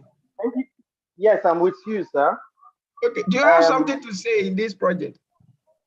I will allow you to talk because if I am to say, I have a lot of things to say. If actually what our brother, who I trust very well, have just presented, we believe it is actually what happened. If it is what happened, in fact, I have a lot of things flowing from experience also. But please, for the sake of what is happening now, I allow you to handle this very case. Okay. Like the dream you just have now, I don't know if actually a dream. If we can have it, it would be really nice for the institute and for our members generally. So I think that's basically what I would say at this point. Okay, thank you so much. So we'll create, I think we'll have a whole lot of members now running NGOs, and I think once in a while they have one challenge or the other. Okay, so the first place I will go to is going back to the monitoring and evaluation framework. You know, yesterday we are playing around with monitoring and evaluation, but we've seen the practical implication here now. Whenever we are given a project that is not our task input is dependent on the deliverable from another phase being carried out by another sort of contractors, then we must follow up with monitoring and evaluation. Just make sure that the project plan, that technical plan, that we don't play with it. And in following up with that, it simply means we must engage in stakeholder meetings often. Stakeholder meetings often. Now, you know, I don't know how to say this now. There's a proverb that they used to say in my place, but I'm just trying to find an English way to explain it. The hen says, before it eats, it used to, it will beat the thing on the floor very well before it will swallow the thing. It don't just swallow things. It will, before it will swallow anything, any live thing, it will first of all beat it very well on the floor. Let everybody see that he didn't just eat the thing just like that. Now, what are you doing? By consistent monitoring evaluation. You know, yesterday I spoke about 99.99% tightened inspection. Then I spoke about the moderate inspection, 68% moderate inspection. Then I talk about 42% losing inspection. Perhaps what you people did was you allowed the total inspection, supervision, monitoring and evaluation to be reliant on your primary stakeholder, who is the project sponsor or the project donor. All right. But since there is a relationship between your deliverable or your project phase and their project phase, there would have been some sort of relationship that exists to quicken everybody. Monitoring and control. Okay, we are done with our phase. We need you to complete your phase so that we can continue with the next project of the phase. If we don't do this, this is the implication of this action. Okay. Now, if you have such frameworks developed, in a case as this, you can have data, you can have information you can use to go to court. Is it that you're suing the person that stopped you from going on so that he will pay for the damages he has caused by not doing the right thing at the right time? Or if there is some sort of compromise that we are agreed on in the terms and conditions, and then the project sponsor, the project owner is now refusing to accommodate the compromise, and then we should have a roundtable discussion and come to a level that all of us must agree on something. But if project A is dependent on, or project B is dependent on the outcome of project A, and project B is doing well, and project A is now delaying, and the project is over, and you are asking me to bear the consequences of the inactions of project A, I will sue project A to court, or the owners of project A, the handlers of project A, I will sue them, or I will get arbitrators, project arbitrators or mediators. We'll find a way to resolve it. Okay, remember I talked about project consulting yesterday. Not everybody will be at the implementation phase. Some of us will be at the project arbitration or mediation phase, which will involve more of the lawyers and those who are chartered arbitrators or those who are into arbitration business. So the best thing at this moment to do If there was a framework that was originally developed for supervision, we should find out, was it followed? Was there a relationship in communication between your own phase and their own phase? And who was responsible for monitoring and evaluation or monitoring and control? Was it you or was it the primary donor? Okay, we need to find out the relationship that exists in all of this. From there, we can then say, okay, the people to be blamed are this, and for the fact that they did not do this, we can now say, okay, these are the consequences of your inactions, and you need to be taken care of. Okay, Mr. Mohammed, what I said, does it make any sense? Please, if it made any sense, kindly type 11 in the chat room. You know, NGO project, they are one of the most delicate projects. You're seeking for a sponsor, and then the sponsor comes, and then somebody's trying to come and out of laziness or out of incompetence is trying to create unfair advantage for the other people. It's not supposed to be so. So there must be some levels of resolution, even from the beginning of the project. There should be, every contractor in the project should be involved. Let's know the implication of not completing your phase at the required time. Okay, I gave an example yesterday of a young man who was carrying on. He was a project manager for HO intervention fund. He did not complete the project, and WHO sent the security bodies against him, and he ran away. Whether he runs to the moon or to the sun, one day they will still catch him.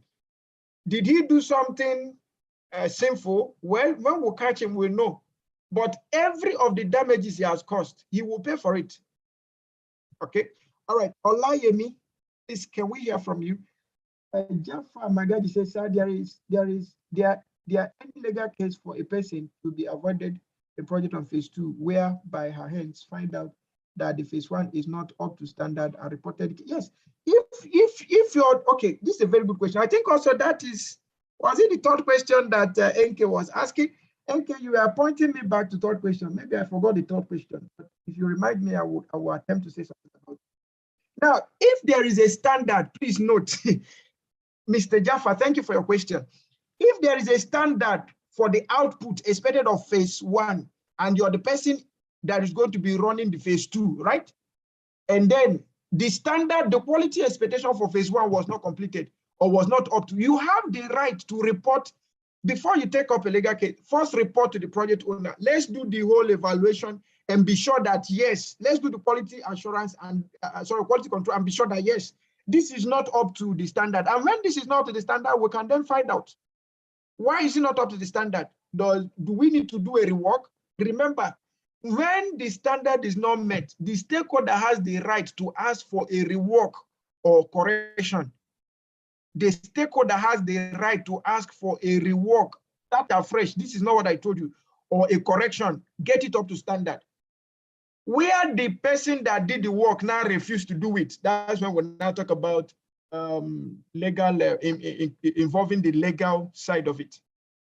All right, thank you so much for that question. All right, NK, if you don't mind, can you please, Mr. Lion, I will come to you. Let Mrs. Deborah complete her question. That last phase of your question, can you please remind me? Let me know. Yes, so it's like you've answered it in your last explanation, but I just wanted to know, you were talking about a rework, if there's going to be a rework or complete starting or correction or whatever. That was what I wanted to know. And if the funds, because we are trying to look at the clients, not not paying for services that have not been done, or having some kind of overrun of expenses. So that's why I'm asking if the first phase, if the first phase is handled by a different client and the second phase by a different client, and the output of the first phase is not satisfactory. So are they going to start all over again? But it's like you've answered it, that if there's going to be a rework or there's going to be correction, it has to be known. You have to address it before you go on to the second phase. Because I was thinking complete or outright cancellation of the first phase might be a kind of wastages for the clients in terms of funds and resources that have been put in. That's what I'm thinking. Okay. Thank you so much. I think some of these questions now are leading us to project budget already. Okay, leading us to project budget, which is supposed to be the senior side of the course. Okay, but in project budgeting, there is what we call reconciliation. Even in stakeholder management, there's what we call reconciliation. Okay, reconciliation. Reconciliation can be done in cases like this. Okay, reconciliation can be done in cases like this, where the expected output from phase one is not up to the expected quality needed for it to turn out to be an input for phase two. Then we can come out and talk about reconciliation. Reconciliation is the most compromising way to deal with issues as this. But where the project contractor involved for that phase one is not ready for reconciliation, then you can now go on what we call enforcement. Okay, that's where you now bring in the legal side of it. We also have what we call, under the reconciliation, we have what we call funding reconciliation rather. We have what we call funding reconciliation. But most often we use funding reconciliation in cases of force majeure. Somebody spoke about natural disasters yesterday. So in the case of natural disaster, you can use funding reconciliation terms and conditions to reconcile for cases that is neither caused by the project, phase one contractor nor phase two contractor. So we can have funding limit reconciliation. Okay, we can use reconciliation to deal with some of these things. But where the project contractor is not ready, he's claiming to have done it right, you call the regulatory bodies in question, let them come and do the evaluation themselves. If the standard is up to, no problem. Since the regulatory body have said the standard is up to, no problem. But if the standard is not up to, wow, we may have to go to the court to resolve that. And in such case, all the associated funds spent in that case, the person that is faulting will refund it all. I hope you understand what I mean now. You did a bad work, and then we still went to court. All the money I spent in the court, I will appeal to the court that you pay me back. Pay me back for bringing you to the court and forcing me to use my money to call your attention. You have to pay me back, and the court will have to grant me that. Okay, so Mr. Olorutoba, I will answer your question in a moment. Olayemi, his hand has been up. Okay, Olayemi, I think Olayemi is a female. Okay, his or her hand had been up, and it could be pending he or her by now. So let's hear from this honorable fellow. Olayemi, please. Good afternoon. Okay, Olayemi yesterday was a female. How come no, he is he now, not female. Actually, or is she? Is he? All right. I guess I'm the least in terms of experience in the house this evening. Actually, I just want to add to what the question Mrs. Deborah asked. Okay. In a case whereby a project is assigned to a contractor, and after maybe finishing maybe up to third phase already, take for instance, building of the digital library, maybe the foundation has been laid, everything, the building is already going up, and the contractor died along the way. So is it advisable for somebody to take up the project again, and based on what terms and conditions? Because all the phases, like from phase one to phase two, phase to phase three, will add up to the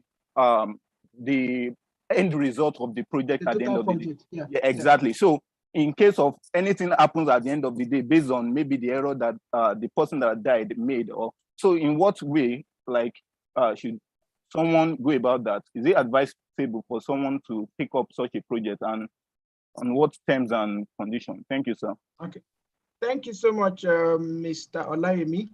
Okay, so this view is more of a personal contract work. Okay, not really a corporate basis. More of what we've been discussing since lies more on the corporate dimension. So if you are a contractor, before you could be regarded as a contractor, you must have registered your company. So we give the work to your company, not to you as an individual. Okay, we give anything called contract, public contract, even corporate, whether public or corporate contract, they are all awarded to companies.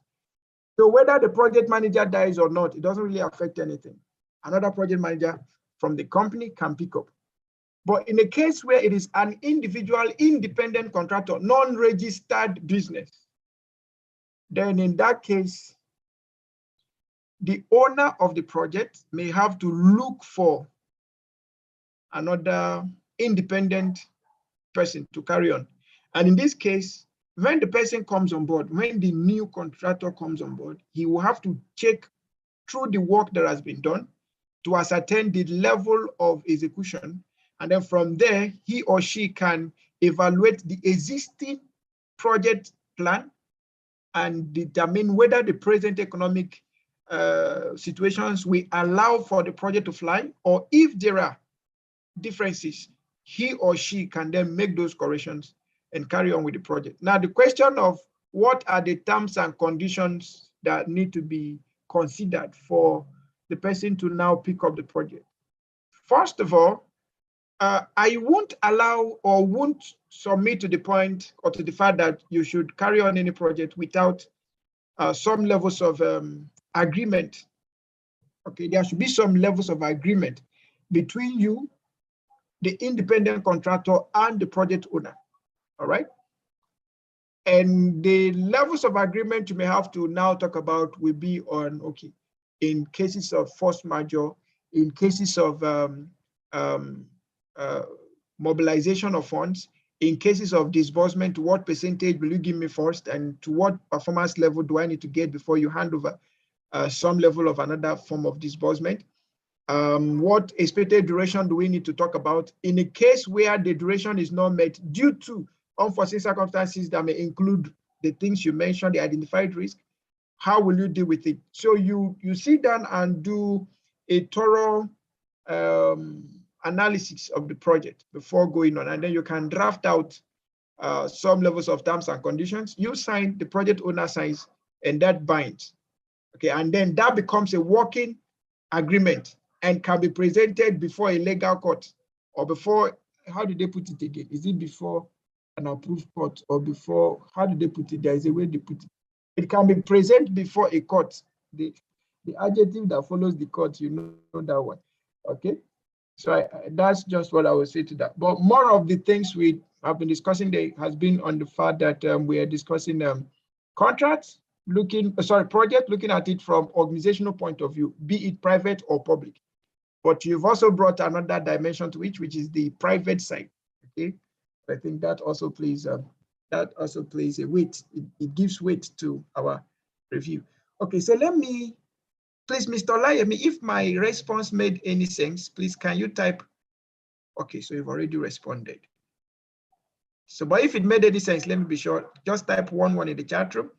If it made any sense, type 1-1 in the chat room. Thank you. So that question says, is there any difference between project sponsor and project stakeholders? Please, do I have someone to help add a voice to this question? The question was asked by Mr. Oloruntoba Olasokumi, a PGD student in this class. Not a PGD student of IPMO, a PG student, not PGD, if I'm not mistaken. Perhaps he's doing his PhD. Okay, so I have Dr. Alice. I think I saw Professor Taiwo in this class today. Is he still around? Okay, Professor Taiwo is still around. So, Prof, you have some of your students here. Dr. Alice, you have some of your people. So what's the difference between project stakeholders and project sponsor? Can anyone help, please? Okay, so Professor Taiwo's hand is up. So, Prof, kindly unmute and let's hear from you. Thank you, sir. Yeah, you're welcome, sir. The difference between project sponsor and project stakeholder. Project sponsor primarily is the individual or group of individuals that are financing the project, giving the project direction in terms of what they wanted. They are the one that will bargain with or discuss with the project manager what they want, and then they are financing. They are the main dictator of what they want, and with whom the project manager and the organization they are bargaining with will agree. But meanwhile, project stakeholders they are all involved, including the project sponsor and all the the recipients of the project, those that will benefit, those that the project manager will work with on the field, the community, and everything, living and non-living, that will influence the success of the project. They are the project stakeholders. And I know our program director will still take us through the project stakeholders, wherein you will have a stakeholder register to be able to ahead envisage where you may have challenge with project stakeholders. So let me not go deep. Let me allow the project, our program director at the right time, he will tell us more on project and emphasize on project stakeholders. Thank you, sir. All right, thank you so much, Prof. So Prof is a Dean of Student Affairs of which university is that? Achievers University. Yes, Achievers University. And he's a certified associate in project management professional. So he's awaiting his next level. Okay, so you see how he's talking with authority and boldness. Okay, so Mr. Oloruntoba,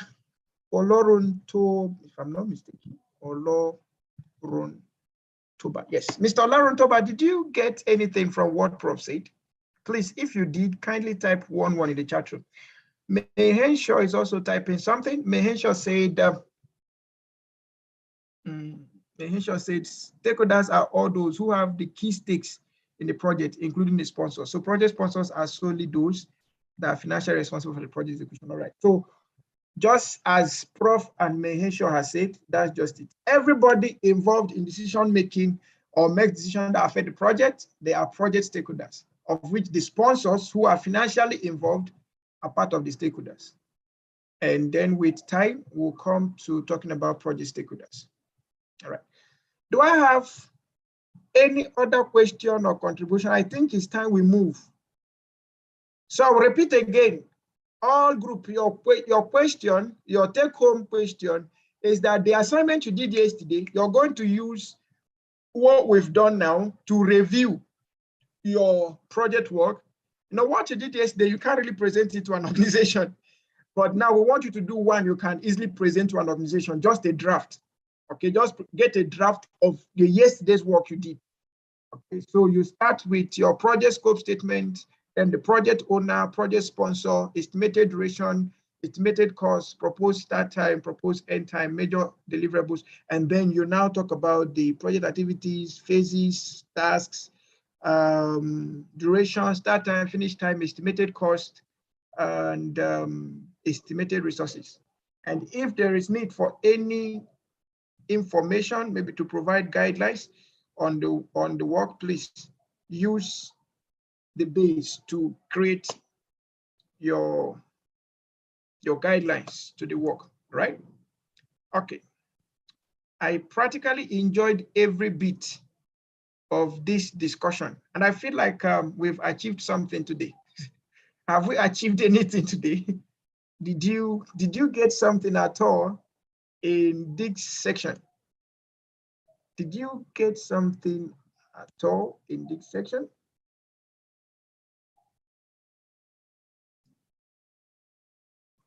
If you got something, can you type 55 in the chat room? If you got, okay, Shegu Joseph, have we answered your question before, or you just raised your hand? Please, Mr. Shegu, did your hand just come up, or it has been there? Mr. Shegu, have you asked your question before, or you just raised the hand? If you have a question, please feel free to unmute and let's hear from you. Or if you have a comment. Okay, sir. Thank you, sir. Yep. My question is in the triangle. Yep. You gave us earlier, sir. Yes, sir. Thank you, sir. The cost, the scope, the time, I understand them. The quality that is at the center, that is what I'm not just clear about, sir. Okay. Thank you so much. You, sir. All right, sir. Okay, so the quality in this case, you know, Engineer Fombank asked a question on milestone and phase, and I said the milestone is the expected deliverable. So the quality in this case is the expected outcome we want to see by the end of the project. NK asked a question, corroborating Mr. Magaji's question also, in a case where the deliverable in phase 1 is not of the standard. So quality more of talks of the expected standard for an output or a deliverable, the expected standard. So if we say let's say we say the block should be molded 3 head pounds to 1.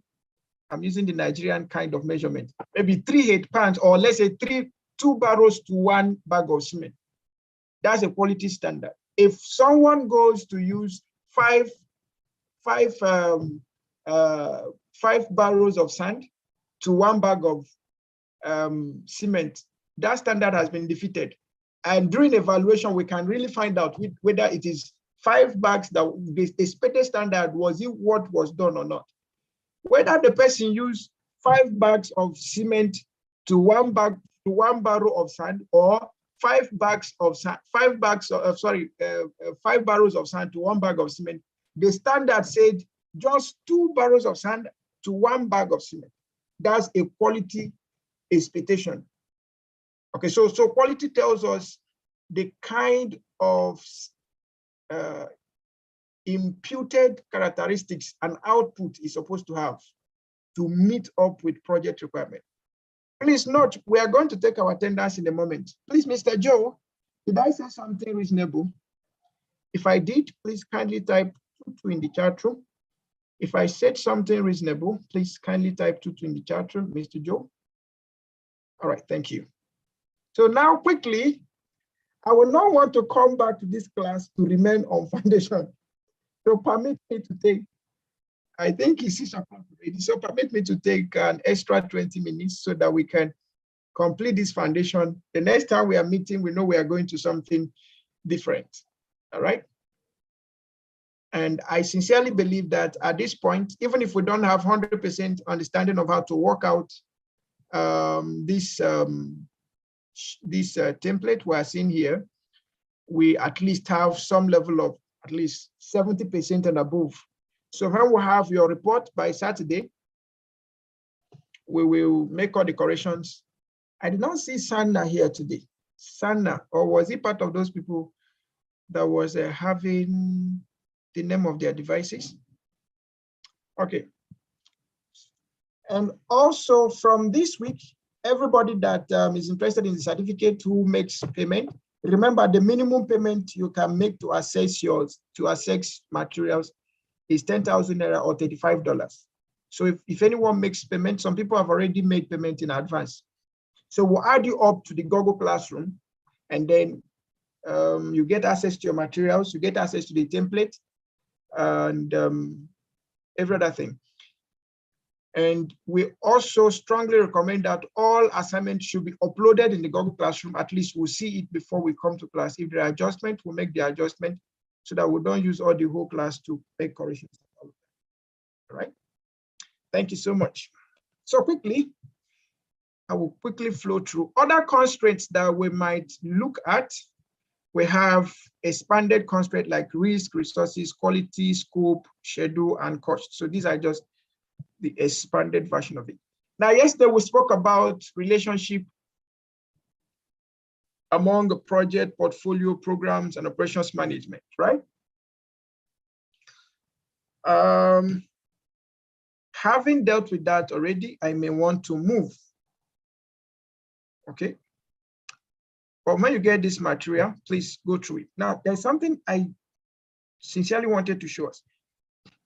Now, the portfolio is basically focusing more on the business value.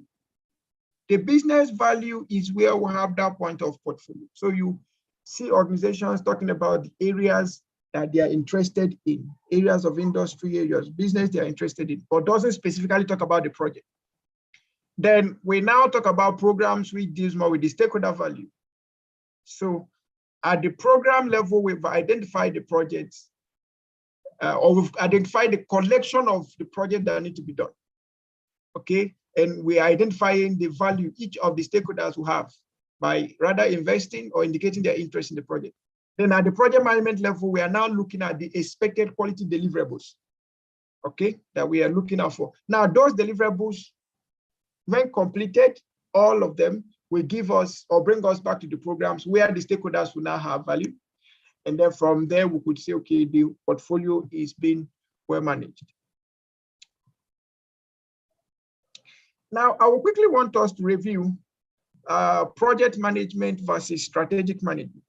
Now, when we talk about strategic management, it's more of future goal oriented. It's more of outcome based. It's more of visioning. It's more of whole company position is broad, has many dependencies, harder to claim victory, and less satisfying. Okay, the less satisfying, the less popular it is. That's on the strategy part. Now, on project management, it is short-term based. It has deadlines. It's more of the doing, not the visioning now. It's functionally positioned, not whole company position. It is specific, it is not broad. May not have dependencies, but easier to claim victory, more satisfying, more popular. All right, so these are just some of the differences. But one thing I would like us to know is that in the portfolio dimension part of an organization, that's where you have their strategy. And inside that strategy, part of the things that, or part of the ways we achieve portfolio is project, right? So strategy management and project management, they have interrelationships, okay? Because we actually need goals, we need visions to be able to clarify on projects, all right? Okay, so this is the whole thing I was trying to say. Strategic management has its own role to play in project management. So this is where it starts from. Organizations have vision. Hey, I think it was in human resource management that we are taking out the time to explain this vision, corporate mission, goals and objectives and all of that, right? So we have the corporate dimension. There is a course we are going to be taking very soon. I think it's immediately after this course, we have that corporate governance. And I would sincerely recommend, last time I recommended to those that we are doing a project management to go and take a procurement and contract management course, okay? So that their understanding of project management can be balanced. So while I'm recommending that one, I'm also recommending that if you have access to, if you have your time, why not join us in corporate governance? So you understand where projects are decided upon. How do projects come about? Do people just wake up and say they are doing projects? Do organizations just come up and say they are doing projects? No, projects are from top level and then streams down to top level in the place of portfolio, then stream down to middle management in the form of programs, and then stream down to the technical people in form of projects. All right, so organizations have vision, and then from vision, they have a mission on how to accomplish their vision. And then this mission gives birth to organizational strategies and objectives, which are all embedded in the portfolio management. Inside the portfolio management, we have strategic planning and management of projects, programs, and operations. Now, inside it, we have the two dimensions. We have management of ongoing operations, the ones that have already been established, ongoing operations, like continually producing value. And then we have management of authorizing programs and projects. Okay, that's projectized activities, increasing value production. And all of these things, the execution of all of these things will be based on organizational resources, the availability of organizational resources. Okay, so projects move first from the vision of the organization through their mission, and then you have organizational strategy and the activities being derivative of the mission and the vision, and then you have all of these things submerged inside the portfolio of the organization. And inside the portfolio, we have basically management of operations and management of projects and programs. Okay, where the operations means continue producing value for us. Just keep doing the recurring activities to keep giving value to stakeholders, to customers, to clients, so the case may be. And then the other one is that we want to increase value. So let's do some new project. Want to innovate, let's do some new project. Okay? And all of these decisions will be based on the vision of the organization. Where do they want to get to? That will determine the kind of project they authorize, the kind of operations they modify, they innovate on, and all of that. We also have an aspect of project management that we call the strategic project management. Okay.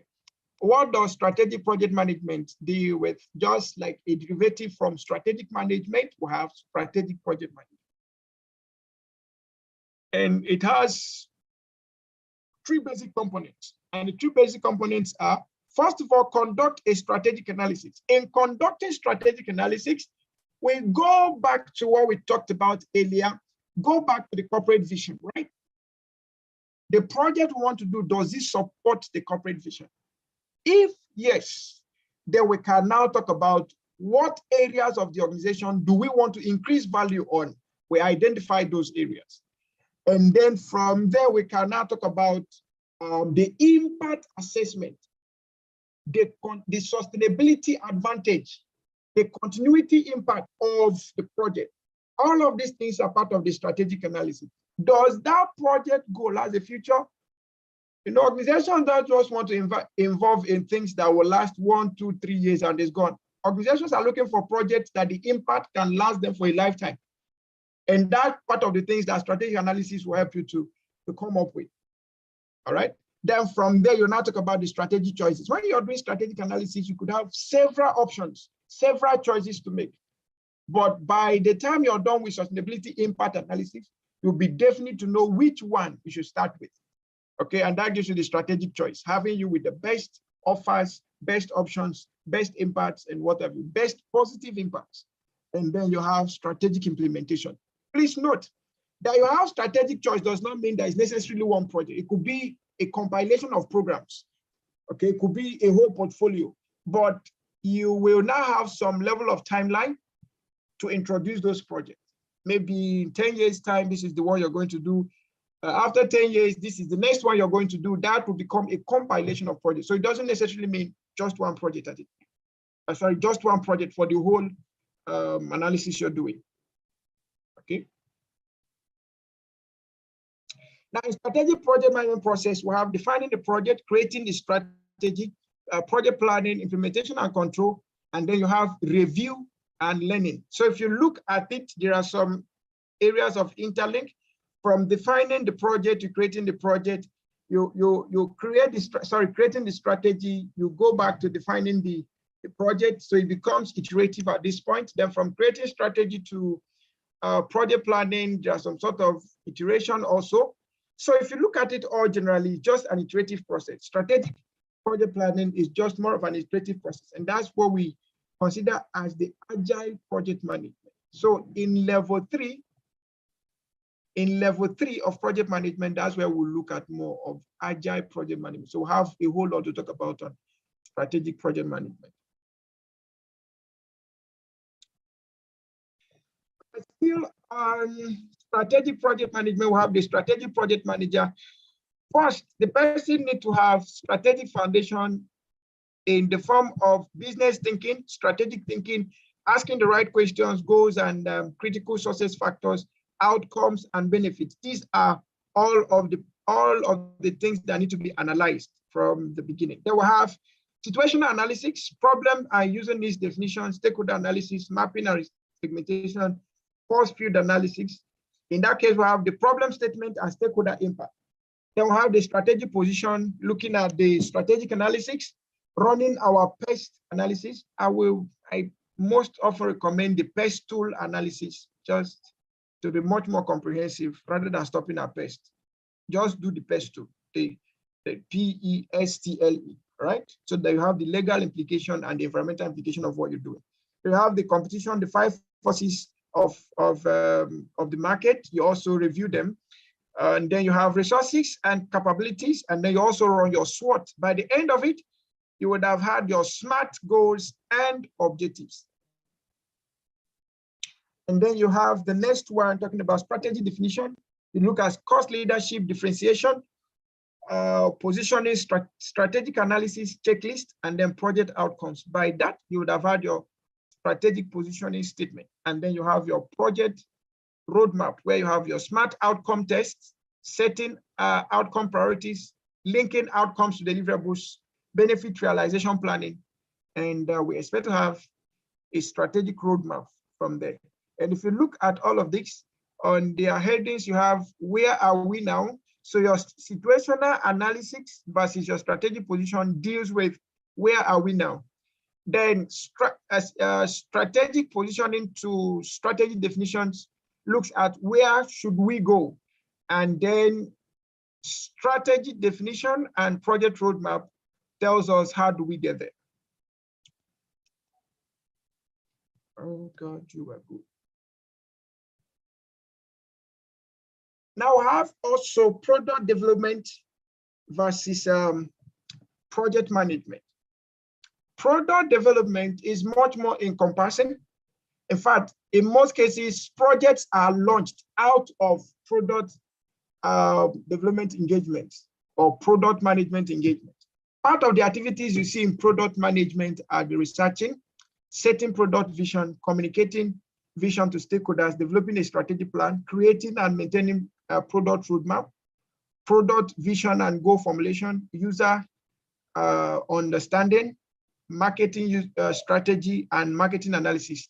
Now, if you look at all of this, what they actually do is that they launch us, if these whole phases are approved, they actually launch us into a project.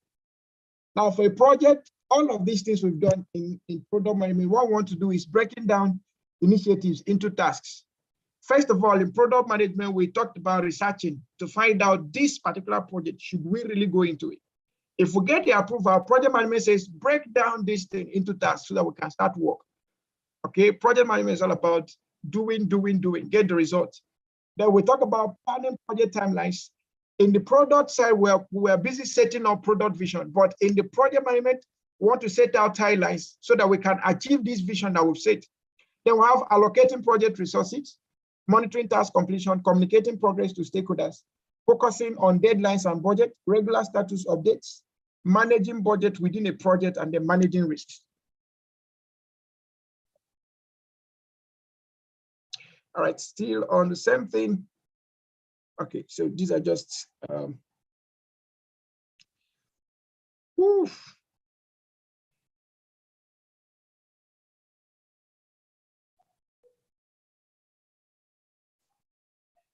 okay, so I've only done 2 things out of here.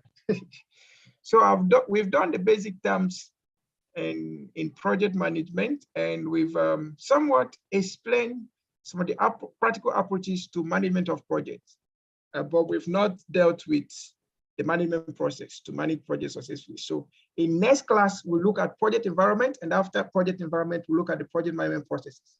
And now with that, we can say, we can summarize project management processes, right? Okay, so I think we can call it a day here. But let me know if there are comments, contributions. Please don't go anywhere till you take your attendance. Okay, let's find attendance. Questions, observations, comments, so that everybody will go and rest. And then we'll return back by Saturday. Please don't forget your assignment. Your assignment will be presented by Saturday. And our class on Saturday starts by 10 a.m. West African time. If you're in Ghana, that's 9 a.m. Cameroon say they have the same time with Nigeria. So if you're joining us from Canada, please, you could find your own time and then join us. If you wish to make payments, please, you're permitted to do so.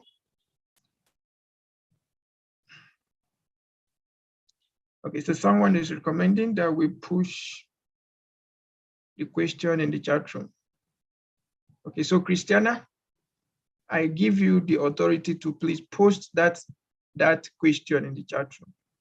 Question is that we should review our workshop yesterday using the current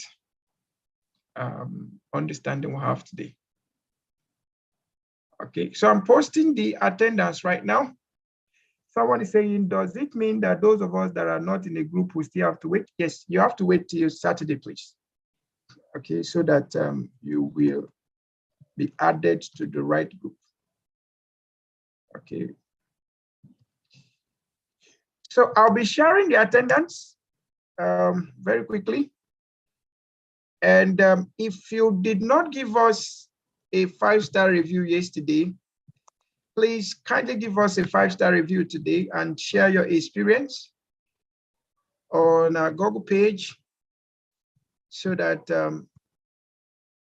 others could see your experience. And then if you want to join me on LinkedIn, please feel free to join me on LinkedIn. I would like to join you too. I would like to connect with you personally. So please feel free to join me on LinkedIn. I'm posting all of these links right now. You can join me on LinkedIn. And then if you've not subscribed to our YouTube page or YouTube channel, please, we recommend that you subscribe. One of the good things is that with the YouTube channel, as soon as the class is open, you receive a notification that class is open. So even if you forgot, you have a reminder. And it is free. Just get there and click on subscribe. That's all you need to do. No fee is required. It's all free. We are available in all other social networks, Facebook, LinkedIn, Twitter, Instagram. So feel free to join us wherever you find us. And wherever you find us, please kindly give us a review. I believe we've judiciously used today. So let's, in the next 6 days, let's go and use what we've learned and then come back with results by Saturday. If you want to make payment, let me see if I have any information on that. Okay, so if you want to make payment for your materials, the least payment you can make to access materials and to join the Google Classroom. No, just to get the materials. We don't put you in the Google Classroom until you are ready for exam. Okay, if you want to make your whole fee, you're welcome, but please be reminded that this is a free training. If you're not interested in certification, please don't be bothered in whatsoever way. Okay, I know some of us already have project management certification, so people like Prof that are coming, we don't expect you to pay for another course. People like Ndakwe that are already chartered management, chartered project managers, we don't expect you to pay for anything. Well, if you're not coming aside and says, I want to give you a bottle of wine, who am I? I will kindly collect. Okay, but if you're already certified, if you already have your certification or your charter, please, you don't need to pay any dime. By being certified and chartered, you already have your materials, but you can always attend to refresh, join us in our discussion, make your own input, and then we'll keep moving. We are still on mode 1. Can you imagine? We are still on mode 1, my sister. All right.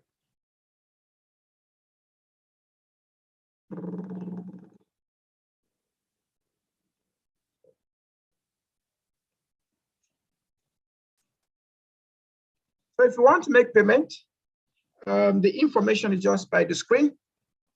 If you're a member of IIPM, your fee is 50,000.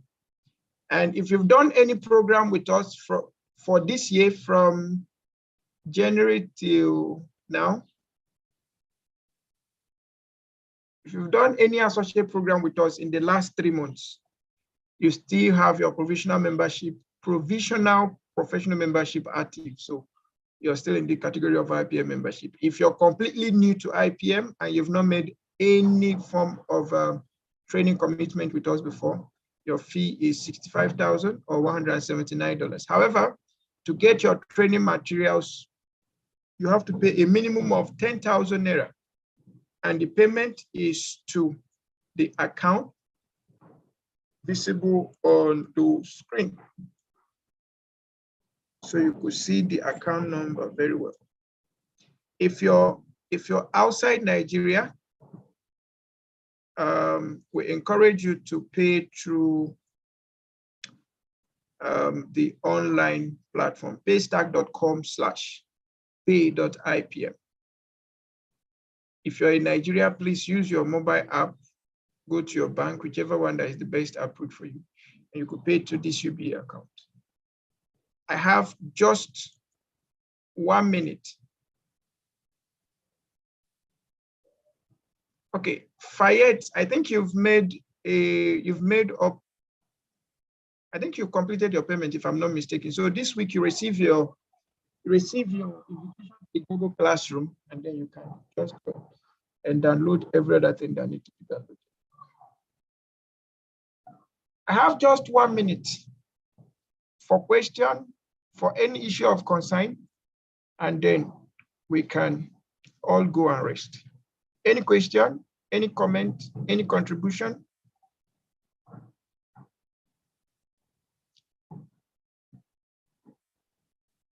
All right. Now, if you think we should conclude this class now, we should end this class now, please kindly type 11 in the chat room. If you think no question and we should go home now. Someone is asking, how can I make payment in Gambia? Okay, just use the link, use your card, your credit card or your debit card, and pay online. As soon as you make payment online, we will receive your payment. And please, all payments, whether online or physical, all payments should be sent to, all proof of payment should be sent to finance@iipmi.org. All payments should be sent to finance@iipmi.org. All payments should be sent to finance@iipmi.org. So if you're in Gambia, in Cameroon, in okay, I don't have card, only ATM card. Yes, use your ATM card. The ATM card is what we are talking about. Use your ATM card and use the link. So let me put the link here. If you are not in Nigeria, if you're in Nigeria and you want to pay in dollars, you can still do the same thing. So I'm posting the link now in case you want to pay now or want to pay subsequently for your materials or any other thing. Just use this link. So I just posted the link now. If you're not in Nigeria or if you're not a Nigerian, you can use, just copy this link and then pay through with your card. All right, any other question for me? If you have, I know someone in Cameroon that paid into our account. I don't know how he did it. Excellence paid from Cameroon into, he paid in Naira into our account. So if you are in Cameroon and you have such access, or if you are in any part of the world and you can pay straight into the account, please, you are welcome. Okay. But one thing we realized, especially those, we had some instances last time where some people from Ghana that wanted to pay to the bank, the charges were high on them. The transaction charges were high. So we rather advise them to pay through the link instead of accruing international bank charges on a token that is not up to $1,000. So if you say, how can I know that you received the payment? As soon as your payment says successful, you receive a receipt and we will receive an alert that someone paid. And as soon as you make payment, the receipt they send to you, the receipt that your online, the online bank will send to you, just forward the same receipt to us. So you could send it to finance@iipmi.org. Send it to finance@iipmi.org. Okay. If you have access to paying straight into our Naira account, please go ahead. You're welcome. If you don't, please recommend you use the online payment platform to reduce undue charges. On this note, men and brethren, thank you for your wonderful discussion today. I learned so much today. I learned really, really so much today. And I appreciate your time, your openness to share your experiences so that every one of us could add to our knowledge base.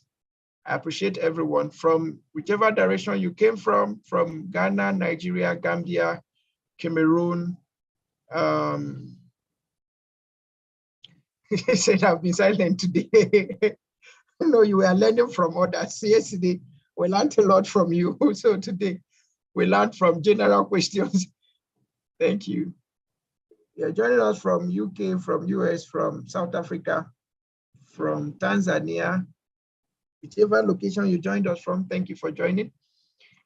For those of us in Canada and US that always have conflicts with the time, and United Arab Emirates that have conflict with time, please always endeavor to use the YouTube to refresh your memory, okay? And those from Liberia also, thank you so much. All of the countries mentioned and unmentioned, thank you for your time and the sacrifice you're making, even with the time differences.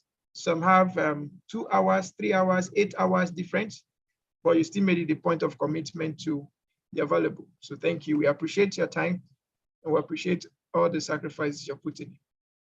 Well done work. But can we, if you have your LinkedIn profile, can you quickly drop it so that we can all connect together before we close this chat room? Is there anyone who has not signed attendance? I will post the attendance link one more time. If you've not taken your attendance, the first link is the attendance. The second link is review. The third link is my LinkedIn profile if you wish to join me on LinkedIn. And the third one is our YouTube. You can subscribe and always get notifications. Okay, please, I will allow for 1 minute. If you have in fact, any platform you want us to connect with you, just post the profile here, whether Facebook, LinkedIn, Twitter, Instagram, just let us know so that we can all connect. In the presence and absence of any further action, please, this meeting is declared officially closed, so you can log out and go and have your rest, please.